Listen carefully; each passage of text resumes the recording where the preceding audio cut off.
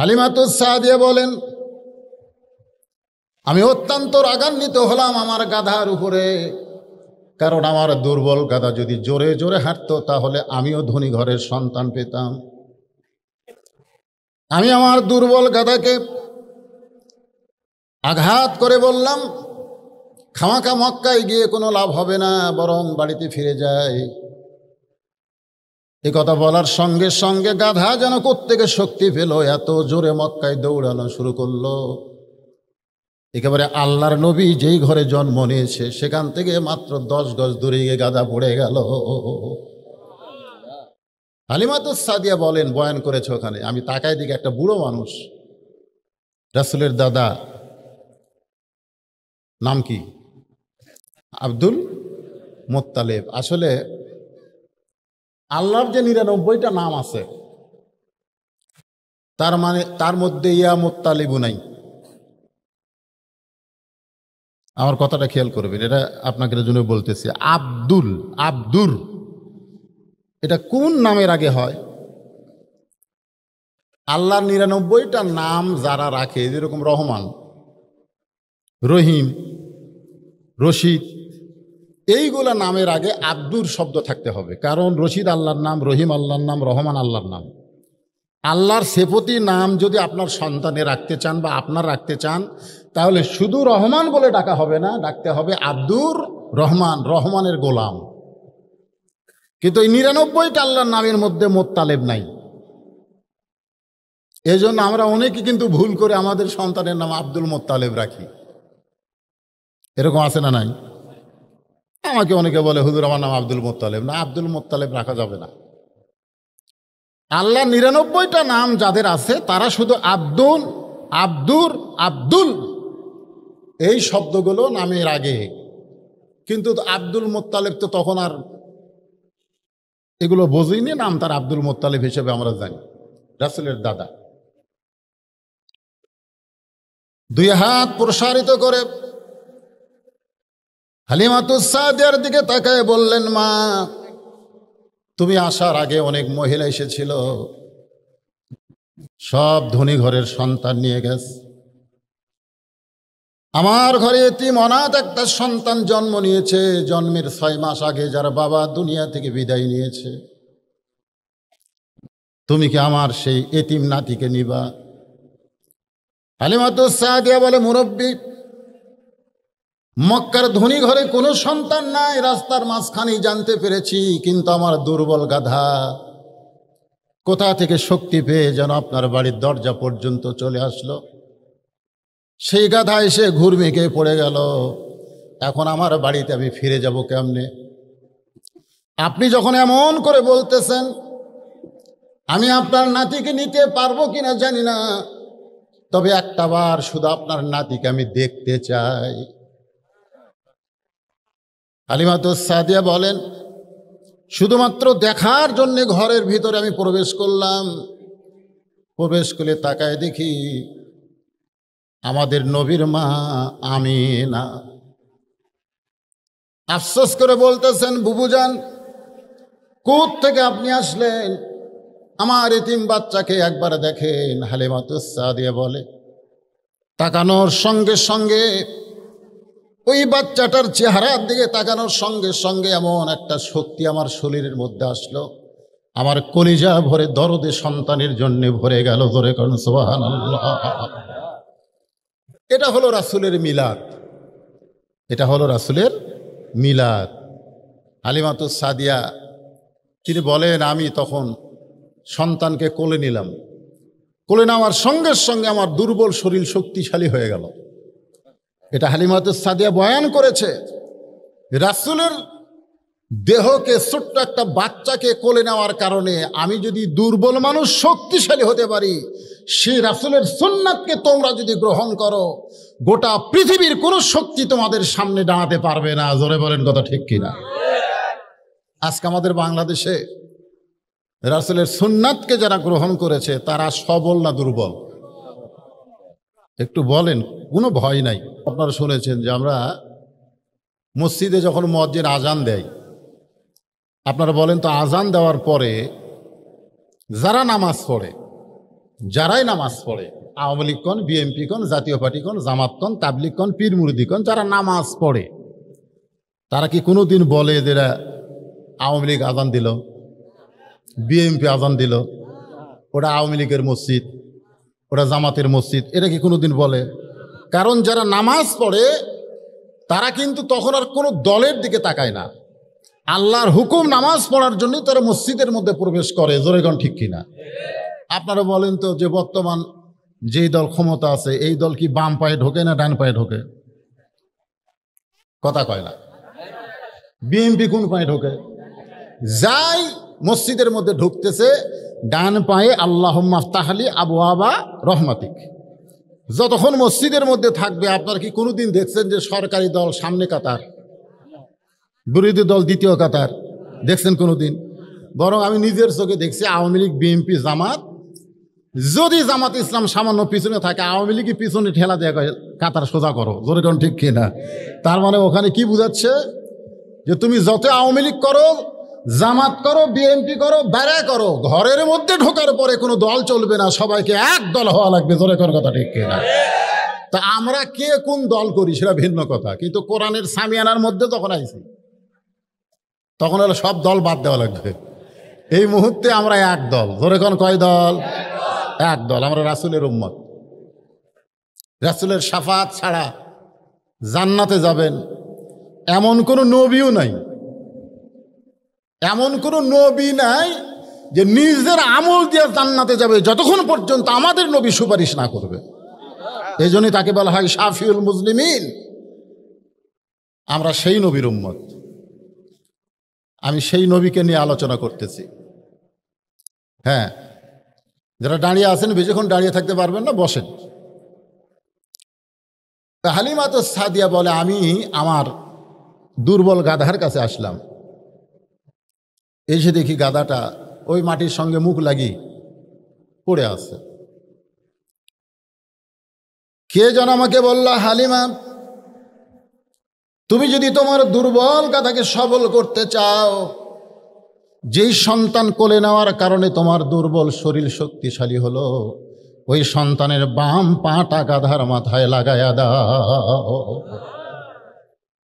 হালিমাতু সাদিয়া বলে আমি কোলের সন্তান, আমাদের নবী যেই নবীর মিলাদ নিয়ে ঈদে মিলাদুন নবী উদযাপন করবে, তারা একটু মনোযোগ দিয়ে শুনবেন। হালিমাতু সাদিয়া নবীর বাম পা খানা গাদার মধ্যে লাগাই দিছে, সঙ্গে সঙ্গে দুর্বল গাদা শক্তিশালী হয়ে দাঁড়িয়ে গেছে। হালিমাতু সাদিয়া বলে সেই সময় মক্কায় খুব গরম চলতেছিল, তখনও আসমানে সূর্যের তাপ। আমি সন্তানকে কোলে নিয়ে গাধার পিঠে চড়ে যখন বনি সাদ গোত্রের দিকে রওনা দিলাম, আসমানের সূর্যের তাপ যেন সন্তানের গায়ে না লাগে, এই জন্য আমার আঁচল দিয়ে সন্তানকে ঢাকতে চাই। এমন সময় দেখি একখণ্ড মেঘ এসে আমার মাথা বরাবর ছায়া দেওয়া শুরু করেছে। সেই মেঘের ভিতর থেকে এত সুন্দর একটা বাতাস আমার শরীরে লাগতেছে। আমি বললাম আমি দুর্বল ছিলাম, গাধা দুর্বল ছিল, সূর্যের তাপে আমার দেহ পুড়ে গেল।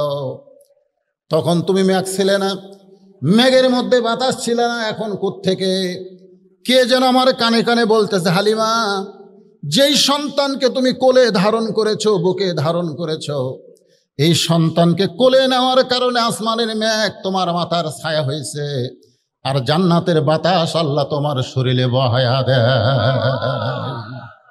হালিমাতু সাদিয়া বলেন সেই নবীকে কোলে নেওয়ার কারণে, শুধু কোলে, আমার তখন ঈমান ছিল না, শুধু ছোট্ট নবীকে কোলে নেওয়ার কারণে আসমানের মেঘ যদি ছায়া দেয়, জান্নাতের বাতাস যদি আমার শরীরে আল্লাহ বহায়, আর সেই নবীর সুন্নাতকে যদি আমরা গ্রহণ করি, তাহলে আমরা দুর্বল না সবল?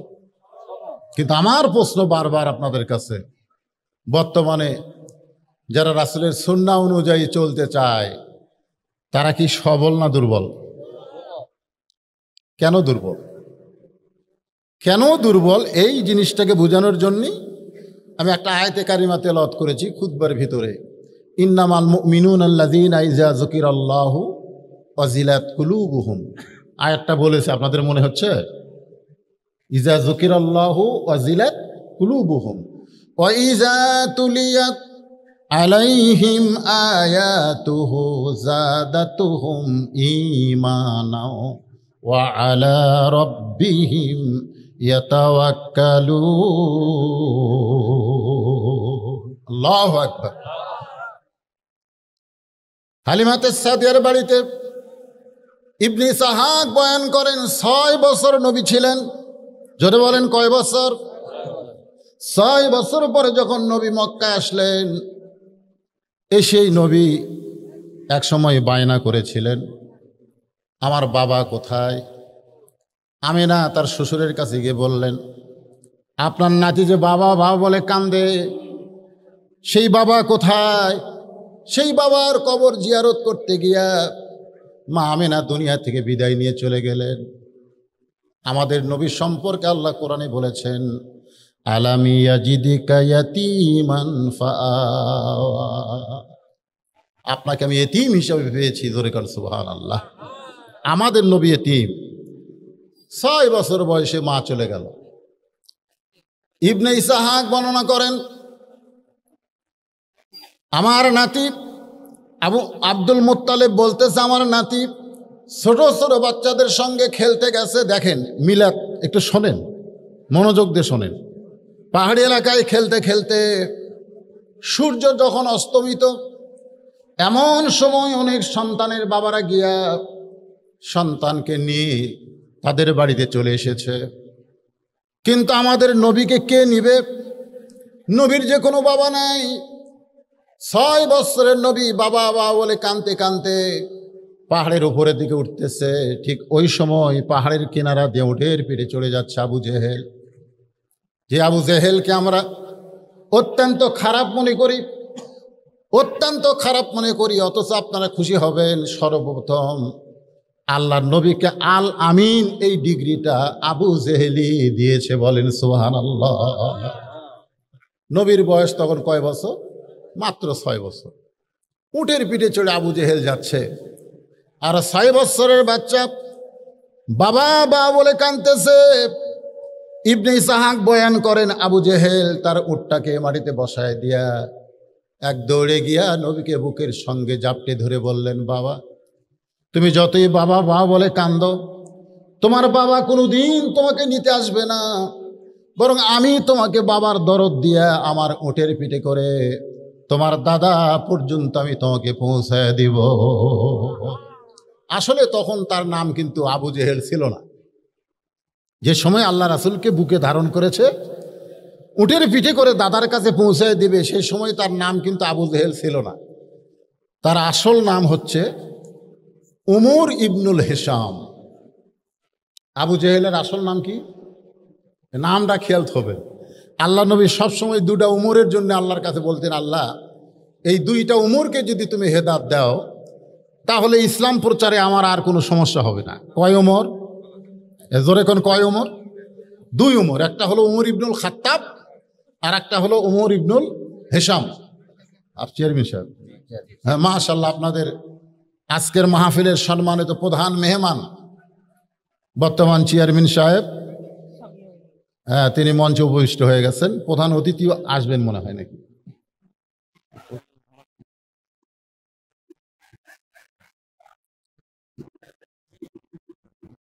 তো ভাইজান কি এখনই কিছু বলবেন না পরে?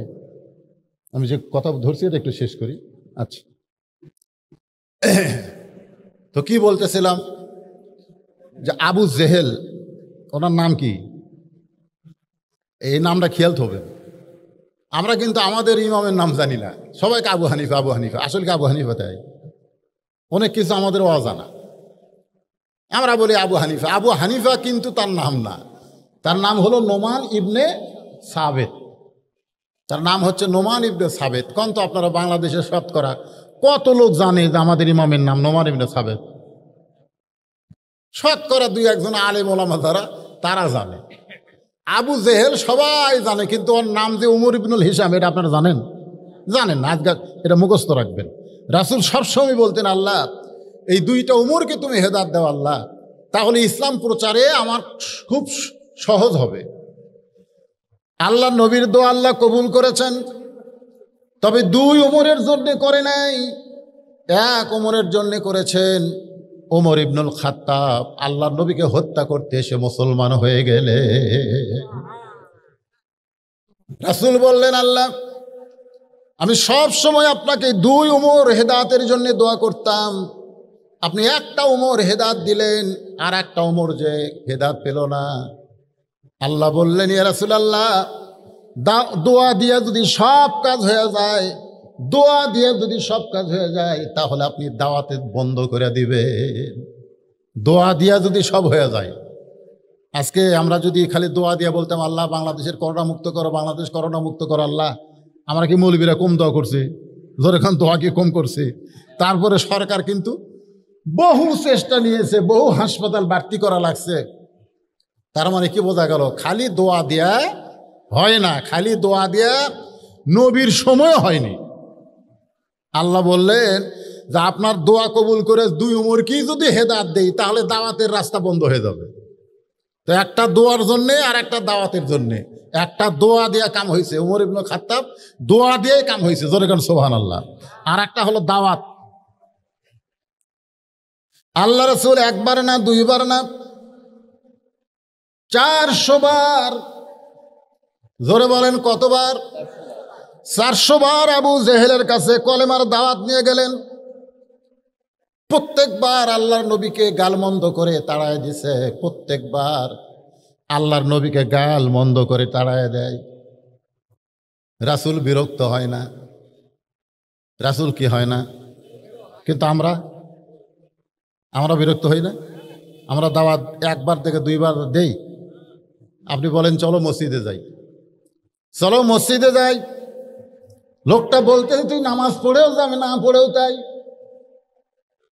এরকম আছে না নাই?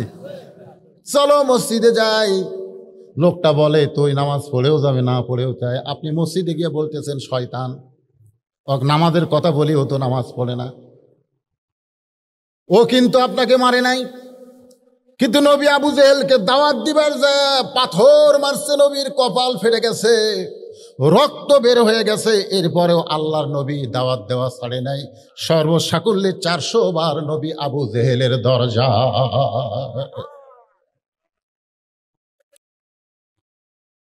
নবী মনে মনে কি যেন বলবেন, এমন সময় আল্লাহ কোরআনের আয়াত নাজিল করলেন, উদউ ইলা সাবিলি রাব্বিকা বিল হিকমা মাউইজাতিল লিল হাসানা। জোরে কান সুবহানাল্লাহ। ডাইরেক্ট যখন হচ্ছে না, তখন আপনি হিকমতের সাথে কাজ করেন। প্রতিদিন বলতেছি ভাই চেয়ারম্যান সাহেব চলেন মসজিদে যাই, চেয়ারম্যান বাদ দিলাম, চেয়ারম্যান করলাম না, আপনাদের মধ্যে একজনকে বলতেছি চলো ভাই মসজিদে যাই, কই হুজুর আপনি নামাজ পড়েও তাই, আমি না পড়েও তাই। আপনি নামাজ পড়ে কি ভালো আছেন, আর আমি নামাজ না পড়ে কদ্দুর খারাপ আপনি দেখান।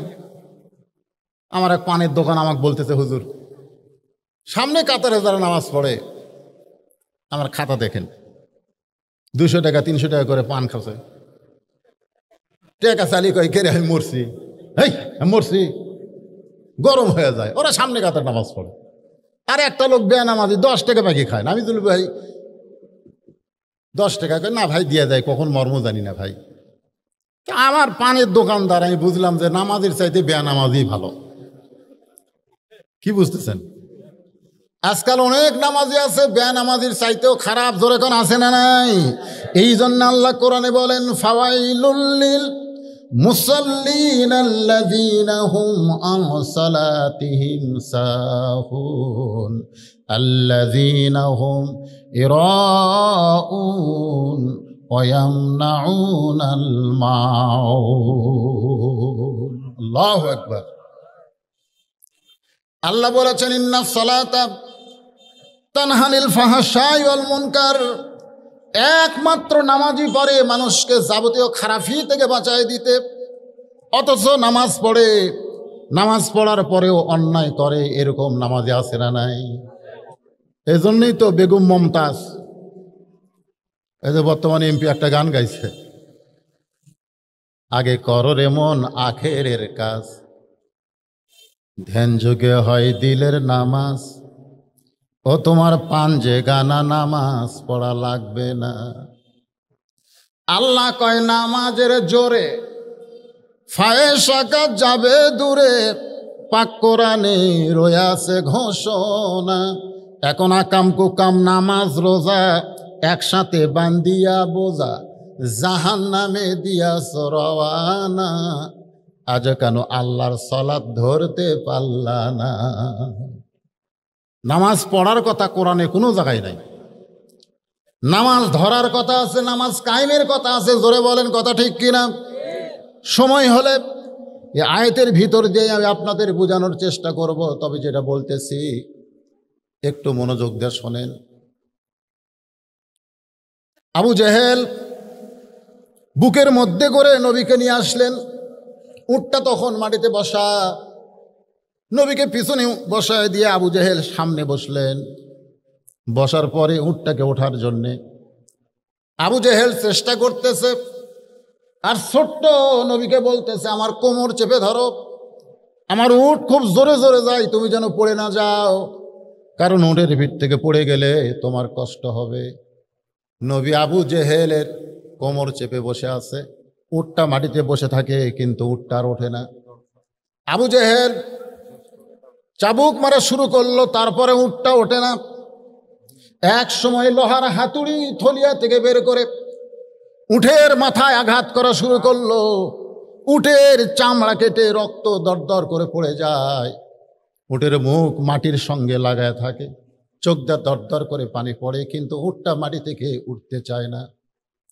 আল্লাহ রাসূল আবু জেহেলের কোমর ছেড়ে গিয়ে উটের সামনে গিয়ে দাঁড়িয়ে বললেন, উঠ রে, এই মানুষটা তোমার পিঠে চড়ে আসতেছিল, তুমি দৌড়ে দৌড়ে হাঁটতেছিলা, কিন্তু এখন তুমি এত দুর্বল কেন হলে? এত দুর্বল কেন হলে যে আমি ছোট্ট একটা বাচ্চা তোমার পিঠে চললাম, এত মারে চামড়া কেটে রক্ত পড়ে যায়, তারপরে তুমি কেন দাঁড়াও না?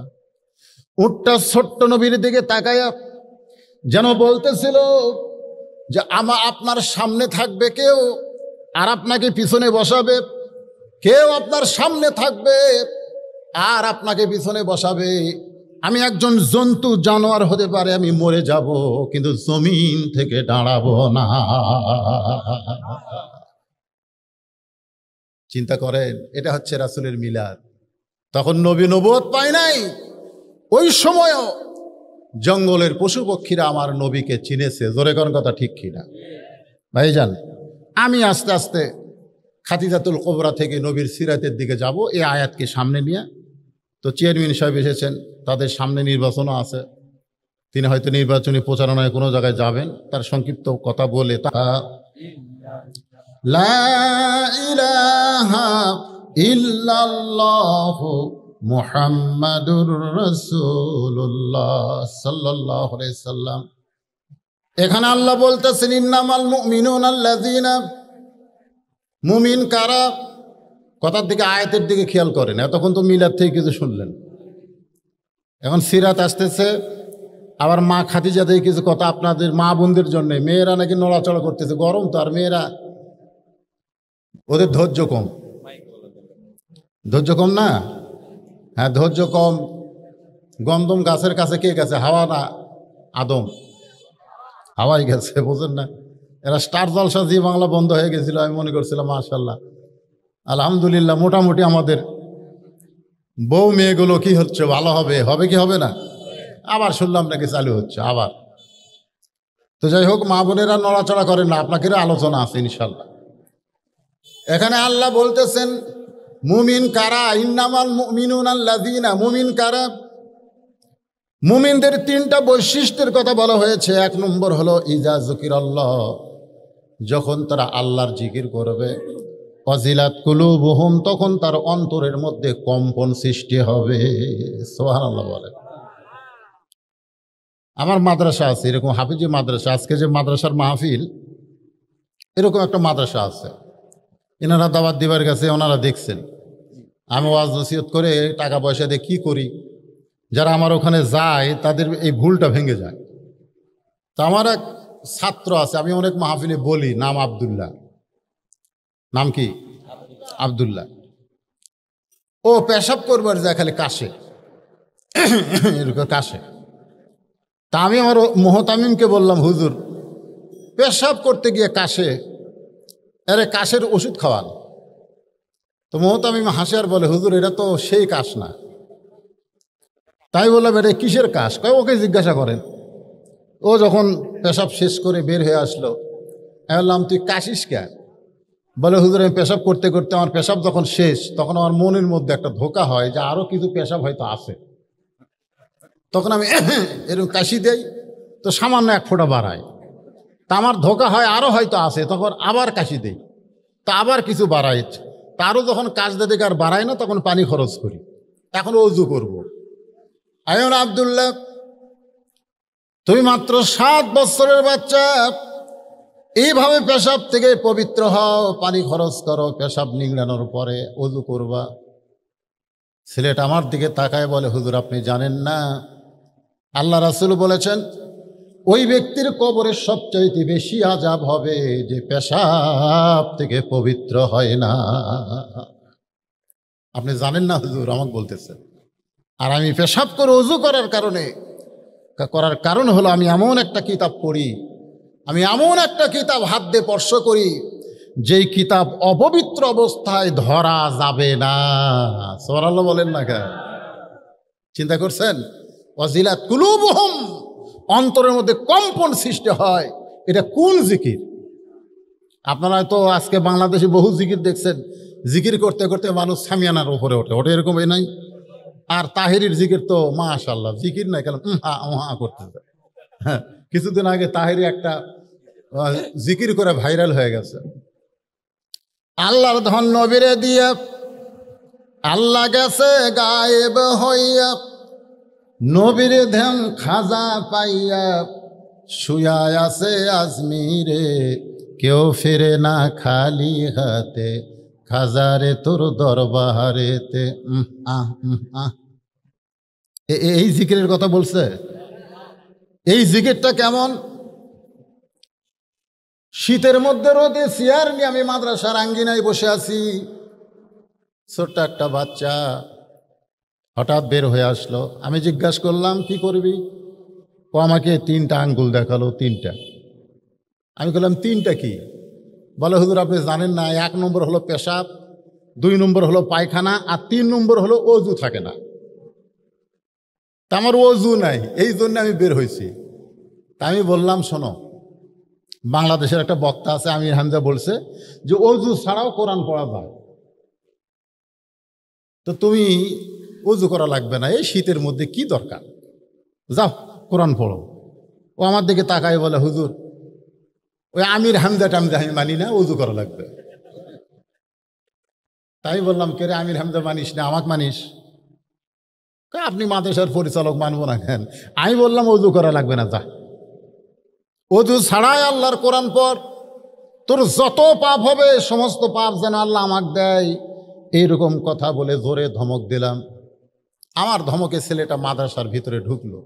যেই মাদ্রাসার মধ্যে ঢুকলো, আমি চিন্তা করলাম যে ও কি যায় কোরআন পড়তিছে, এটা দেখার জন্য তো সরাসরি দরজার যাওয়া যায় না। আমি জানলার ফাঁক দিয়ে তাকায় দেখি ও দরজার কিনারায় লুকে আছে। লুকে থাকার কারণ হলো যে আমি চেয়ারে আসি না নাই, আমি যেই চেয়ারে থাকবো না ও আবার বার হবে। তো দেখে আমার চেয়ার খালি, বের হয়েছে। বের হয়ে আমি ঘুরে এসে, এই, ও তখন বলতে যে হুজুর দরকার হলে আমি মাদ্রাসা ছেড়ে যাব, কিন্তু অজু ছাড়া আল্লাহর কোরআন আমি ধরব। তখন আমি বুঝতে পারলাম, অজিলাত কুলুবুহুম, অন্তরের মধ্যে কম্পন সৃষ্টি করে সেই জিকির, সেই জিকিরটার নামই হচ্ছে আল্লাহর কোরআন। বিশ্বাস না হয় আপনারা সকালবেলা যখন এই বাচ্চারা কোরআন শরীফ পড়ে, দেখবেন কোরআন শরীফ পড়ার সময় কিন্তু এরকম একটা ঝোঁক ওঠে, ওঠে কি ওঠে না? এরকম একটা ঝোঁক। আমি চিন্তা করলাম, এই ঝোঁকটা কি ওরা ইচ্ছা করে দেয় না ওঠে? এই অজিলাত কুলুবুহুম এটা বুঝতে গিয়ে আমি পিছন দিক দিয়ে এক ছেলেকে এর খপ করে ধরলাম, ওর ঝোঁকটা বন্ধ, ওর পড়াও বন্ধ। তাই আমি বললাম, পড়। কয় না হুজুর, ছাড়াই দেন।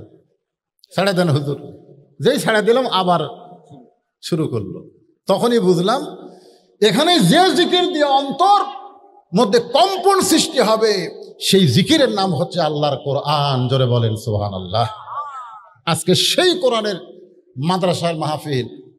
হাফেজ সাহেব আমাকে বলতেছে, হুজুর মেয়েরা সব উঠে যাচ্ছে, আপনি ওয়াজ করেন সারা রাত নবীর সিরাত নিয়ে, অসুবিধা নেই, কিন্তু এই মানুষ উঠে গেলে বুঝতেছেন না, এই সময়ে যে অসময় মাহফিল করা নিয়ত করেছিল যে চেয়ারম্যান 5-6 জন প্রার্থী হবে, আসবে 5-6 হাজার করে টাকা দিবে, কিছু টাকা হবে, মেম্বাররা কিছু আসবে, তারা হাজার হাজার করে দিলে কিছু হবে, কিন্তু আমি তো দেখি তো শূন্য মাঠে গোল হয়ে যাচ্ছে, কিছুই হচ্ছে না।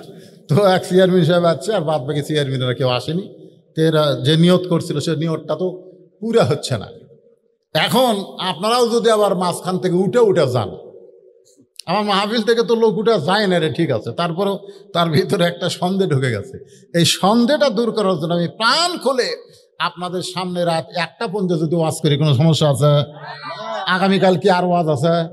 তো হঠাৎ একদিন ওয়াজ একটু বেশি শুনলে অসুবিধা কি? তো আপনাদের কাছে একটু রুমাল নিয়ে যাচ্ছে ছাত্ররা, আপনারা এই যে পকেটের কামটা করেন, 10, 20, 50, 100 যে যা পারেন আল্লাহর হস্তে 5 মিনিটের মধ্যে দিয়ে তারপরে ইনশাল্লাহ কন্টিনিউ এক ঢাল। মনে আছে আপনাদের?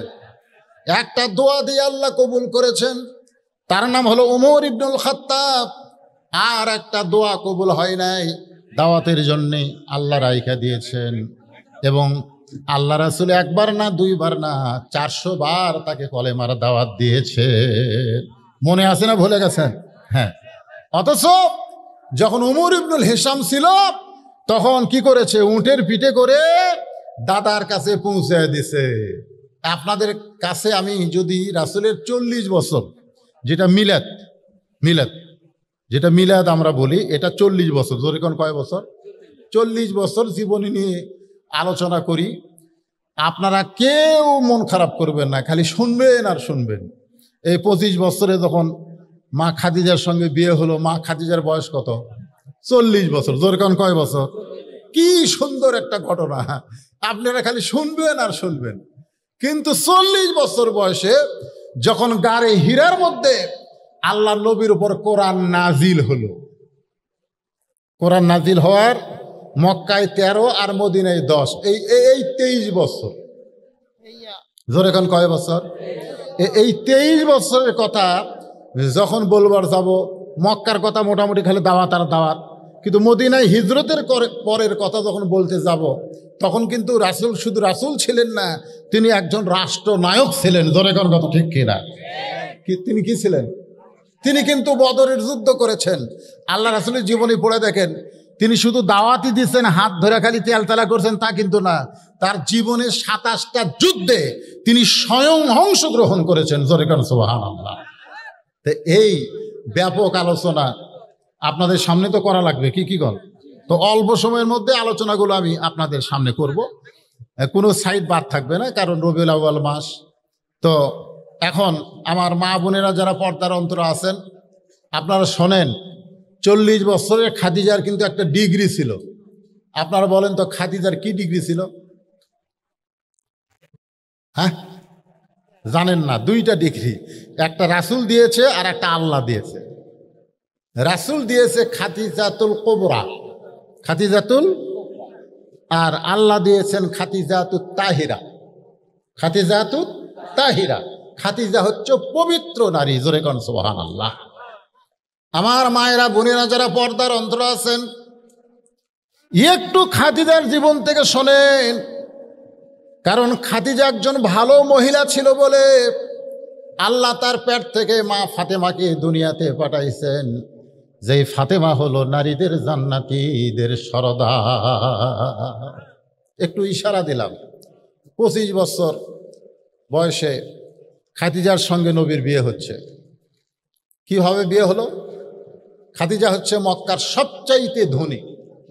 গোটা মক্কা শহরে, গোটা মক্কা এলাকায় এত বড় ধনবতী কেউ ছিল না। বলেন সুবহানাল্লাহ। একদিন বেলকুনিতে বসে আছেন, হঠাৎ তিনি দেখতে পাচ্ছেন যে একটা ঘরের ভিতরে তার রাখালগুলো সব দুপুর বেলায় ঘুম পাড়তেছে। খাদিজাতুল কুবরা চমকে গেলেন, হাজার হাজার উট দুম্বা বাদ দিয়া রাখালগুলো দুপুরবেলায় ঘরের মধ্যে আরাম করে। তিনি রাখালের সর্দারকে ডাক দিলেন। রাখালের সর্দারকে রাগাত্মস্বর জিজ্ঞাসা করলেন, আমার হাজার হাজার উট দুম্বা বাদ দিয়া তোমরা দুপুরবেলায় ঘরের মধ্যে আরাম করো, উট দুম্বাগুলোর খবর কি? রাখালের সর্দার বলে, মালকিন, এমন একজন রাখাল আমরা ভাগ্যগুণ পেয়েছি যে রাখালির চাকরিতে জয়েন করার পরে আপনার উট দুম্বাগুলো সব ভদ্র হয়ে গেছে। রাখাল যদি শাহাদত আঙ্গুলি তুলে বলে, উটগুলো খাও, দুম্বাগুলো খাও, তখন খাওয়া শুরু করে। যখন শাহাদত আঙ্গুল তুলে বলে খাওয়া বন্ধ করো, তখন খাওয়া বন্ধ করে। যখন বলো চলো যাই, সঙ্গে সঙ্গে উটের লাইনে উট, দুম্বার লাইনে দুম্বা, একেবারে সারিবদ্ধ হয়ে বাড়ির দিকে রওনা দেয়। রাখালের মুখে এই কথা শুনে খাদিজাতুল কুবরা বলে যে জন্তু জানোয়ার রাখালের বাধ্য হয়, এই গাঁজাখুরি কথা তুমি আমাকে বলবা আর আমি বিশ্বাস করব? তখন কিন্তু আমাদের নবী না, আমাদের নবী কিন্তু তখন কয় বছর? 23-25 বছর। জোরে কোন কয় বছর? 25 বছর বয়স। সেই সময় খাদিজাতুল কুবরা বলতেছে রাখালকে যে উট দুম্বাগুলা, জন্তু জানোয়ারগুলো একটা রাখালের বাধ্য হয়, এই কথা তুমি বলবা গাঁজাখুরি আর আমি বিশ্বাস করব। রাখালের সর্দার বলে, যদি আপনার বিশ্বাস না হয় তাহলে আপনি তদন্ত করতে পারেন, আপনি তদন্ত করেন। রাখালের সর্দারের কথায় খাদিজাতুল কুবরা তদন্ত করতে গিয়ে দেখে উট দুম্বাগুলো সব খাওয়া দাওয়ায় ব্যস্ত, কিন্তু রাখাল দাঁড়িয়ে আছে। রাখালের চেহারার মধ্যে রোদের কোনো চিহ্ন নাই। পাহাড় পোড়া গন্ধ পাওয়া যায়, বালু পোড়া গন্ধ পাওয়া যায়। কে যেন ছাতা রাখালের মাথায় ধরে রেখেছে। খাদিজাতুল কুবরা উপর দিকে তাকায় দেখে এক খণ্ড মেঘ আল্লাহ নবীর মাথায় ছায়া হয়ে আছে। খাদিজাতুল কুবরা আশ্চর্য হয়ে গেলেন, এটা কেমন মানুষ? আসমানের মেঘ তার জন্য ছাতা হয়। আর একটু নিকটে গেলেন। নিকটে যাওয়ার পরে নবীকে একটু পরখ করে দেখতে চাইলেন, কিন্তু হঠাৎ একটা বাতাস এসে খাদিজার নাকের মধ্যে ঢুকলো। ওই বাতাসটা নবীর গায়ের সঙ্গে আঘাত করে বাড়ি লেগে খাদিজার নাকের মধ্যে ঢোকার কারণে মেশক আম্বরের সুগন্ধ, এই সুগন্ধ যেন দুনিয়ার কোনো সুগন্ধ নয়, যেন আল্লাহ জান্নাতের দরজা খুলে দিয়েছে। 40 বছরের বিধবা বয়স্ক নারী খাদিজা এক দৌড়ে বাড়ির মধ্যে এসে দরজা বন্ধ করে দিলেন। দাসী বলতেছে, মালকিন, রাখালকে তদন্ত করতে গেলেন, তদন্তের রিপোর্ট কি? তদন্তের তো একটা রিপোর্ট আছে না নাই? খাদিজা ঘরের ভিতর থেকে বলতেছে, তদন্তের রিপোর্ট হলো রাখালের চাকরিকে আমি ক্যান্সেল করে দিলাম, আমি রাখালের চাকরি ক্যান্সেল করে দিলাম। দাসী মূর্খ মানুষ আশ্চর্য হয়ে গেল, এমন খারাপ কিছু হয়তো দেখেছে যার কারণে চাকরি ক্যান্সেল হয়ে গেল। চলে গেল আবু তালেবের কাছে, নবীর চাচার কাছে গিয়ে বলতেছে, মুরব্বী, কেমন ভাবে মানুষ করেছেন আপনার ভাতিজাকে, আজকে রাখালির চাকরি খাদিজা ক্যান্সেল করে দিয়েছে। আবু তালেব চমকে গেল যে আমার ভাতিজা হতে পারে, কিন্তু তার চরিত্রের মধ্যে এমন কিছু নাই যেইটার কারণে তার চাকরি ক্যান্সেল হবে। তিনি মা খাদিজার কাছে এসে দেখেন খাদিজা সুন্দর করে একটা চেয়ার সাজায় বলতেছে, চাচা মেহেরবানি করে আপনি চেয়ারে বসেন। আবু তালেব বলতেছে, আমার ভাতিজার অপরাধ কি? আমার ভাতিজার কোন দোষের রাখালির চাকরি ক্যান্সেল হলো? খাদিজা বলতেছে, রাখালির চাকরি ক্যান্সেল করার কারণ হলো এখন থেকে আপনার ভাতিজা আমার স্বামী হিসাবে বরণ করে নিরা। খাদিজাতুল কুবরা নবীকে স্বামী হিসাবে বরণ করার পরে মক্কার কাফেরেরা খাদিজার জন্য দুর্নাম শুরু করলো। অনেক নেতারা কিন্তু খাদিজাকে বিয়ের প্রস্তাব দিয়েছিল, এমনকি আবু জেহেল, আবু সুফিয়ান, মক্কার বড় বড় যত নেতা ছিল সবাই খাদিজাকে বিয়ের প্রস্তাব দিয়েছিল, কারণ খাদিজা মক্কার সবচাইতে ধনবতী রমণী। ওই নেতাদের প্রস্তাবকে উপেক্ষা করে অনাথ এতিম একটা রাখালকে খাদিজা বিয়ে করেছে। গোটা মক্কার কাফেরেরা তারা বলা বলি শুরু করেছে খাদিজা পাগলি হয়ে গেছে, খাদিজা ঠকে গেছে, খাদিজাকে আবু তালেব ঠকাইছে। এরকম কথা যখন বারবার বলে, আবু তালেব একদিন খাদিজার কাছে বললেন, মা তুমি নিজের ইচ্ছায় আমার এতিমরে বিয়ে করলে, কিন্তু মক্কার লোকেরা বলা বলি করতেছে তুমি ঠকে গেছো, তুমি পাগলি হয়ে গেছো, আমি নাকি তোমারে ঠকাইছি। আবু তালেব দিকে তাকায় আবু খাদিজা বলতেছে, চাচা তাহলে মক্কার নেতাদেরকে একদিন আমার বাড়িতে দাওয়াত দেন। আবু তালেব নির্দিষ্ট তারিখে নেতাদেরকে খাদিজার বাড়িতে দাওয়াত দেওয়া হলো।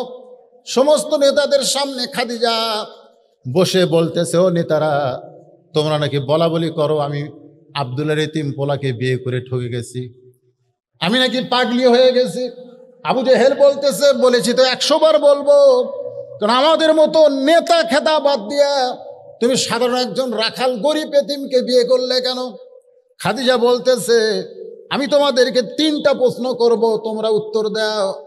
1 নম্বর প্রশ্ন হলো, তোমরা বলো তো আব্দুল্লাহর এতিম পোলা যে গরিব ছেলেটাকে আমি স্বামী হিসাবে গ্রহণ করেছি, তার বংশের দাম বেশি না আমার বংশের দাম বেশি?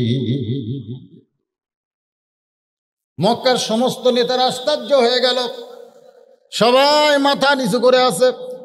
খাদিজাতুল কুবরা বলতেছে, আমার 1 নম্বর প্রশ্ন, বলো তো তার বংশের দাম বেশি না আমার বংশের দাম বেশি?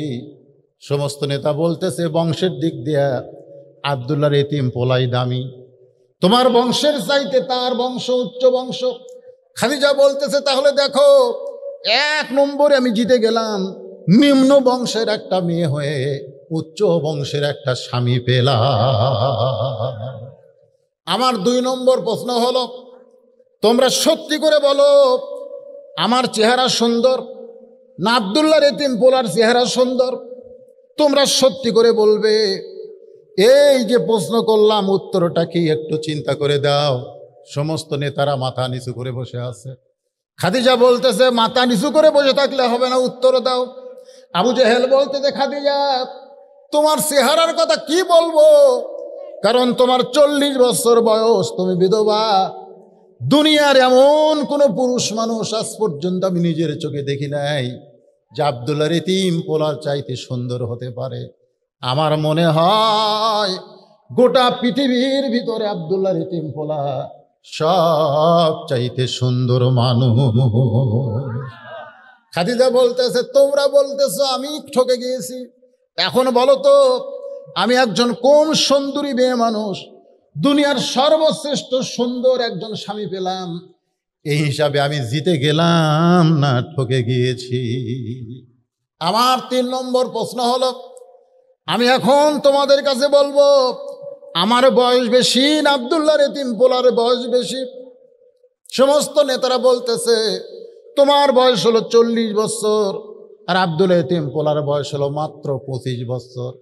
খাদিজা বলে, দেখো 40 বছরের একটা বিধবা নারী হয়ে 25 বছরের একটা যুবক স্বামী পেয়ে গেলাম, এখন বলো তো আমি ঠকলাম না আব্দুল্লাহর এতিম পোলা ঠকলো? সমস্ত নেতারা বলতেছে, চলো যাই, চলো যাই। আসলে খাদিজা ঠকে নাই, খাদিজা জিতে গেছে। জোরে কোন সুবহানাল্লাহ।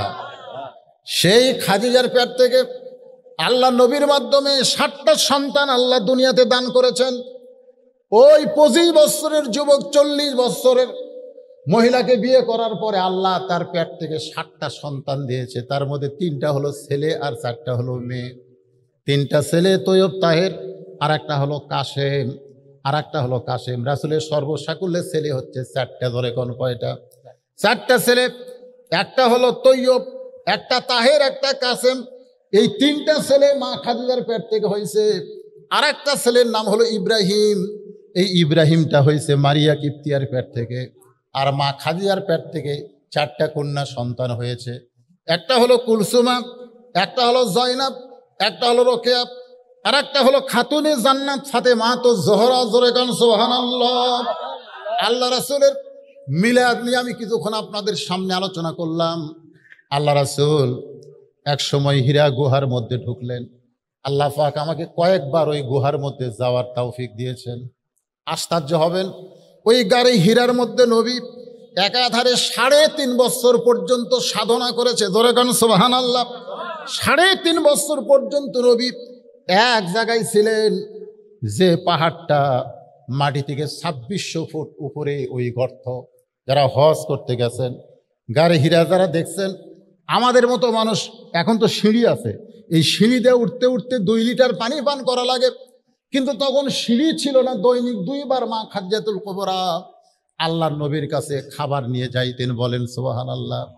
3.5 বছর নবী সেই গাড়ি হীরার মধ্যে সাধনা করলেন। সাধনা করার পরে নবীর বয়স যখন 40 হয়ে গেল, দুনিয়ার বয়সের কথা বলতেছি আমি, কিন্তু দুনিয়ার বয়সের কথা বলতেছি। আসলে আমাদের নবীর বয়স কত, এটা নবী কিন্তু একদিন আজরাইলকে, আপনি জিবরাইলকে জিজ্ঞেস করেছিলেন, এটা হাদিসের মধ্যে রয়েছে। মানে আল্লাহ রাসূল ঘরের মধ্যে আছেন, ইতিমধ্যে ফেরেশতা জিবরাইল তো দাহিয়াতুল কালবি মানুষের সুরতে নবীর কাছে আসতেন, এসে সালাম দিলেন, আসসালামু আলাইকুম ইয়া রাসূলুল্লাহ, আমি একটা আপনার কাছে যেতে চাই। তো তখন আল্লাহ রাসূল ফাতেমাকে বললেন, তোমার চাচা এসেছে, দরজাটা খুলে দাও। চাচা বাপের কি কি ভাই? না না, বাপের চাচা কাক কয়? ছোট ভাই না বড় ভাই? বড় ভাই চাচা কয়।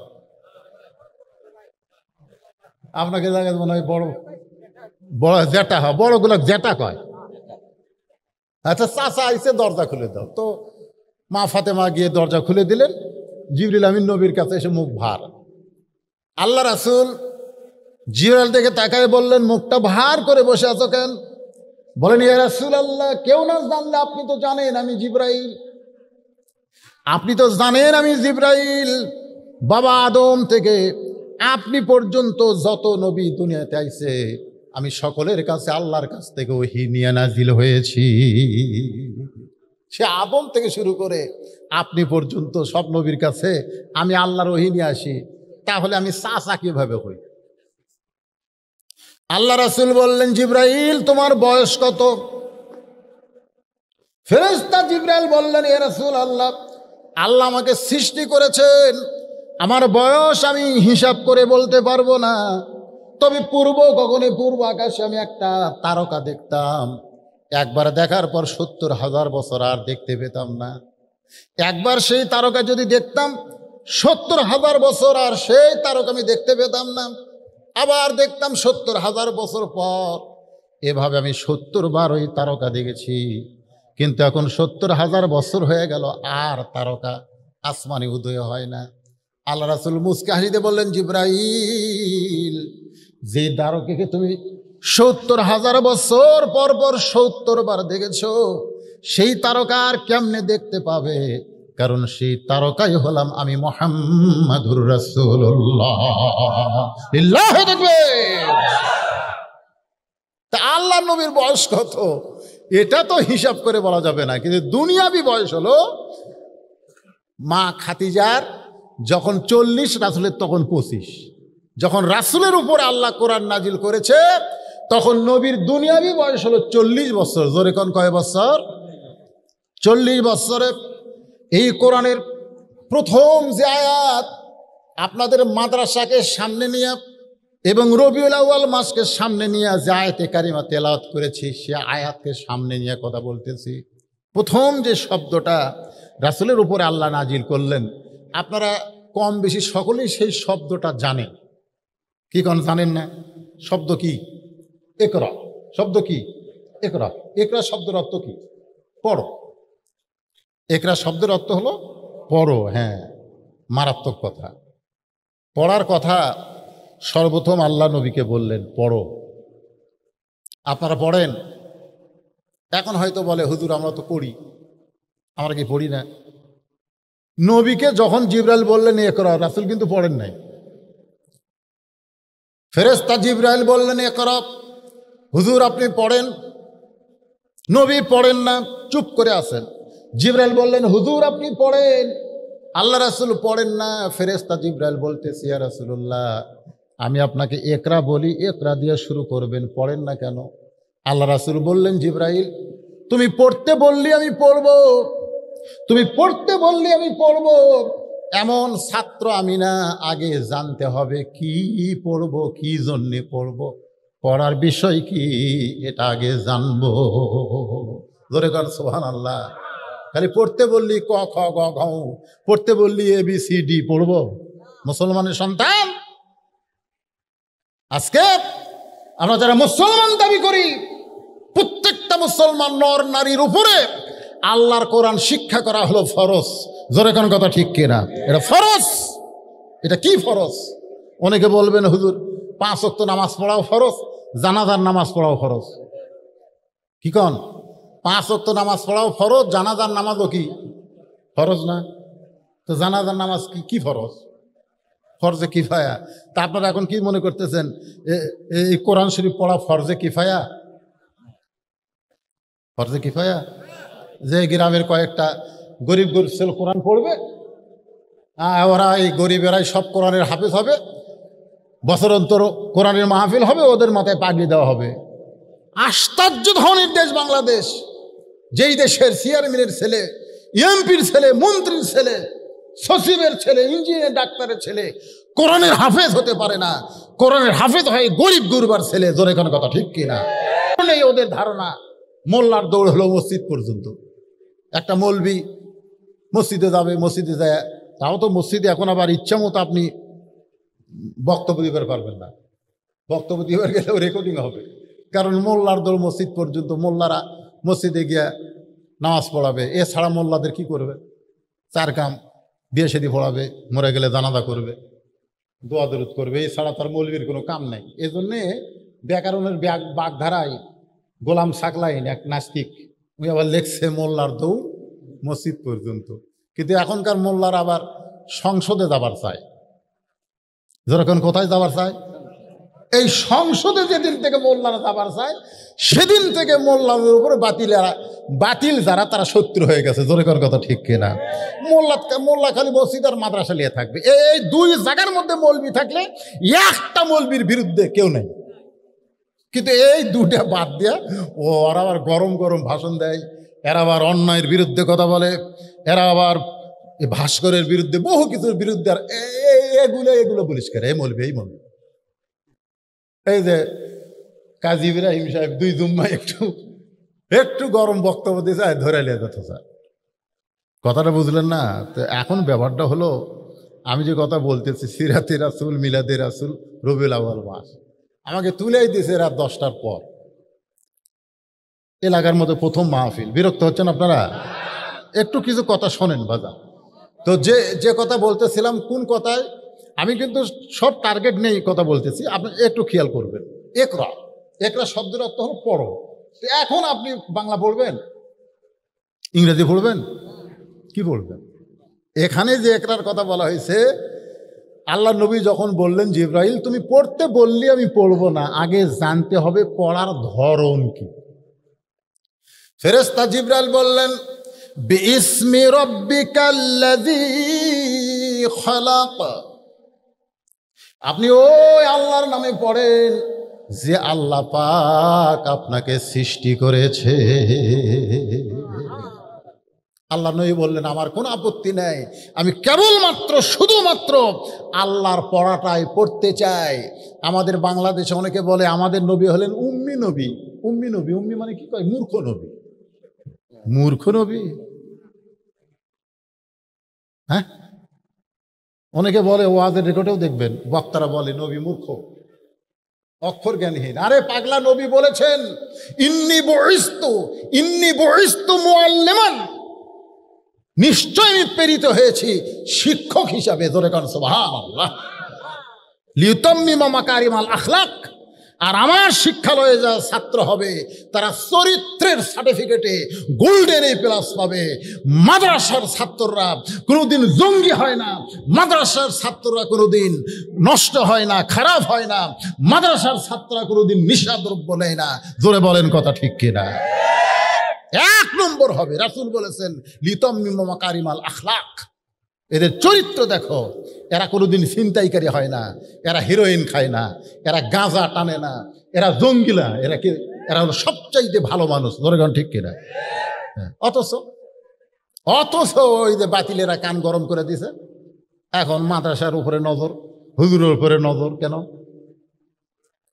হ্যাঁ, আসেন। তাহলে কি বুঝতেছেন? যেই কোরআনের মাহফিল আইছেন, আমি বলতেছি মুমিনদের বৈশিষ্ট্য হলো কয়টা? 3টা। জোরে বলেন কয়টা? 1 নম্বর হলো ইজা যুকিরাল্লাহু ওয়াজিলাত কুলুবুহুম। 1 নম্বর বৈশিষ্ট্য হলো যখন তারা জিকির করবে এই কোরআন শরীফ যখন যারা পড়বে তখন তাদের অন্তরের মধ্যে কম্পন সৃষ্টি হবে। 2 নম্বর বৈশিষ্ট্য হলো ওয়াইজা তুলিয়াত আলাইহিম আয়াতুহু জাদাতুহুম ঈমানা। তাদের ঈমান বাড়বে না কমবে? নবী নিচে আসলেন, গাড়ি হিরাই নাই তো, আর 5টা আয়াত নাজিল হয়েছে। নবী নিচে আসলেন, এসে বললেন জাম্বিলুনি, খাদিজাকে বললেন আমাকে কম্বল দিয়ে ঢাকে দাও, আমাকে কম্বল দিয়ে ঢাকে দাও। মা খাদিজা তার উরাতকে বালিশ বানায় দিয়ে নবীকে শোয়া দিয়ে কম্বল দিয়ে ঢেকে বললেন আপনি এরকম থরথর করে কাঁপতেছেন কেন? আল্লাহ রাসূল বললেন খাদিজা, বিশাল একটা দায়িত্ব আল্লাহ আমাকে অর্পণ করেছেন, বিশাল একটা দায়িত্ব অর্পণ করেছেন। বিশাল দায়িত্বটা কি শোনেন একটু মনোযোগ দিয়ে। রবিউল আউয়াল মাস, বিশাল দায়িত্ব কি? আমি কোরআন পড়ব, খতম দিব, প্রতি অক্ষরে 10টা করে নেকি পাবো, অসুবিধা তো নাই। আমি রমজান মাসে 3 খতম দেই, আমি প্রতিদিন সূরা ইয়াসিন পড়ি, সূরা মুলুক পড়ি, সূরা রহমান পড়ি, সূরা ওয়াকিয়া পড়ি, কোনো সমস্যা নাই। তাহলে রাসূল থরথর করে কাঁপেন কেন? কি জন্যে কাঁপেন? ওয়াইজা তুলিয়াত আলাইহিম আয়াতুহু জাদাতুহুম ঈমানান, তেলাওয়াত করলে ঈমান বেড়ে যাবে। কেমনে ঈমান বাড়বে এই বিষয়টা মুসলমান হিসাবে আমাদের জানার দরকার আছে না নাই? আছে না নাই? আগডুম বাগডুম ঘোড়াডুম সাজে, ঢাক ঢোলক ঝাঁঝর বাজে, চলতে চলতে গেল ঢুলি, ঢুলি গেল কমলা ফুলি। এই মিথ্যা পড়ানোর পরে মাস গেলে 35,000 টাকা বেতন পায়, 1তলা প্রাইমারি এখন 4তলা হয়। 90% মুসলমানের দেশে একটা মুসলমান চেতে না, একটা মুসলমান চেতে না। কি আইরে আই টিয়ে নায়ে ভরা দিয়ে না নিয়ে গেল বোয়াল মাছে, তাই না দেখে ভোদর নাচে। ওরে ভোদর সরে যা, কি সব! আরে কেউ না হলেও তো আওয়ামী লীগ এই কবিতার বাদী হওয়া দরকার। এমন একটা খারাপ কবিতা, আইরে আই টিয়ে নায়ে ভরা দিয়ে না নিয়ে গেল বোয়াল মাছে। তো বোয়াল মাছ যদি নৌকা লিয়া যায়, চেয়ারম্যান সাহেব কেমনে দাঁড়াবে? জোরে ঘর কথা ঠিক কিনা? এমন একটা মিথ্যা কবিতা পড়াচ্ছে, আগডুম বাগডুম, একদম বাগডুম দুর্গা পূজার। জোরে কোন কথা ঠিক কিনা? আগডুম বাগডুম। এইগুলো আমাদের ছোট ছোট মাসুম বাচ্চাদেরকে শিক্ষা দিচ্ছে, ওদেরকে মাস গেলে 35,000 টাকা বেতন দেয় এই সরকার। আর যারা ইকরা বিসমিকা ইকরা বিসমি রাব্বিকাল্লাযী খালাক, এই আল্লাহর কোরআন যারা শিক্ষা দিচ্ছে, সেই মাদ্রাসাগুলো ছায়া চিন্তা চলার লাগতেছে এই 90% মুসলমান দেশে। জোরে কর কথা ঠিক কিনা? আফসোস, আফসোস। আল্লাহ বললেন ওয়াইজা তুলিয়াত আলাইহিম আয়াতুহু জাদাতুহুম ঈমানা, তোমার ঈমান বেড়ে যাবে। ঈমান কেমনে বাড়বে? খালি বলছে করোনা ধরবে মুখে মাস্ক পরো। ও দেখ ভাই পুরা আছে, অসুবিধা নাই, পরে আমার মসজিদের মধ্যে ঢুকতেছে, দরজা জাল্লাহ মাফতাহলি আবওয়াব রাহমাতিক, ডান পাও দিয়ে ঢুকতেছে, মুখত মাস্ক। আমি বললাম ভাইজান আপনি কি কোরআন পড়েন? বলে হুজুর পড়ি তো। আল্লাহ কোরআনে বলেছেন ফালিয়াবুদু রাব্বা হাযাল বাইত আল্লাযী আত'আমাহুম মিন জু'ইন ওয়া আমানাহুম মিন খাউফ। এর অর্থ কি? আপনি যে ডান পাও দিয়ে ঢুকলেন, আল্লাহুম্মা আফতাহলি আবওয়াব রাহমাতিক বলতেছেন, আর কাতারে চিহ্ন দিয়েছেন যে 1.5 ফুট পর পর একজন করে দাঁড়ান, এর মধ্যে দাঁড়ান যাবে না তো, একটা লাল দাগ দিয়ে দিছে, ওটি একজন, এটি একজন, এটি একজন, আর মুকুট মাস্ক। তাহলে এই আয়াতের অর্থটা কি? ঈমান যে বাড়বে কোরআন তেলাওয়াতের কারণে, আয়াতের অর্থ কি? অর্থ তো আমি জানি না। তো এই সূরা কি আপনি পড়তে? তা পারি, এটা দিয়ে তো নামাজ পড়ি, এটা দিয়েই নামাজ পড়েন, মুখে মাস্ক পড়ছেন, 1.5 ফুট ফাঁক হয়ে দাঁড়াবেন, কিসের ভয়ে?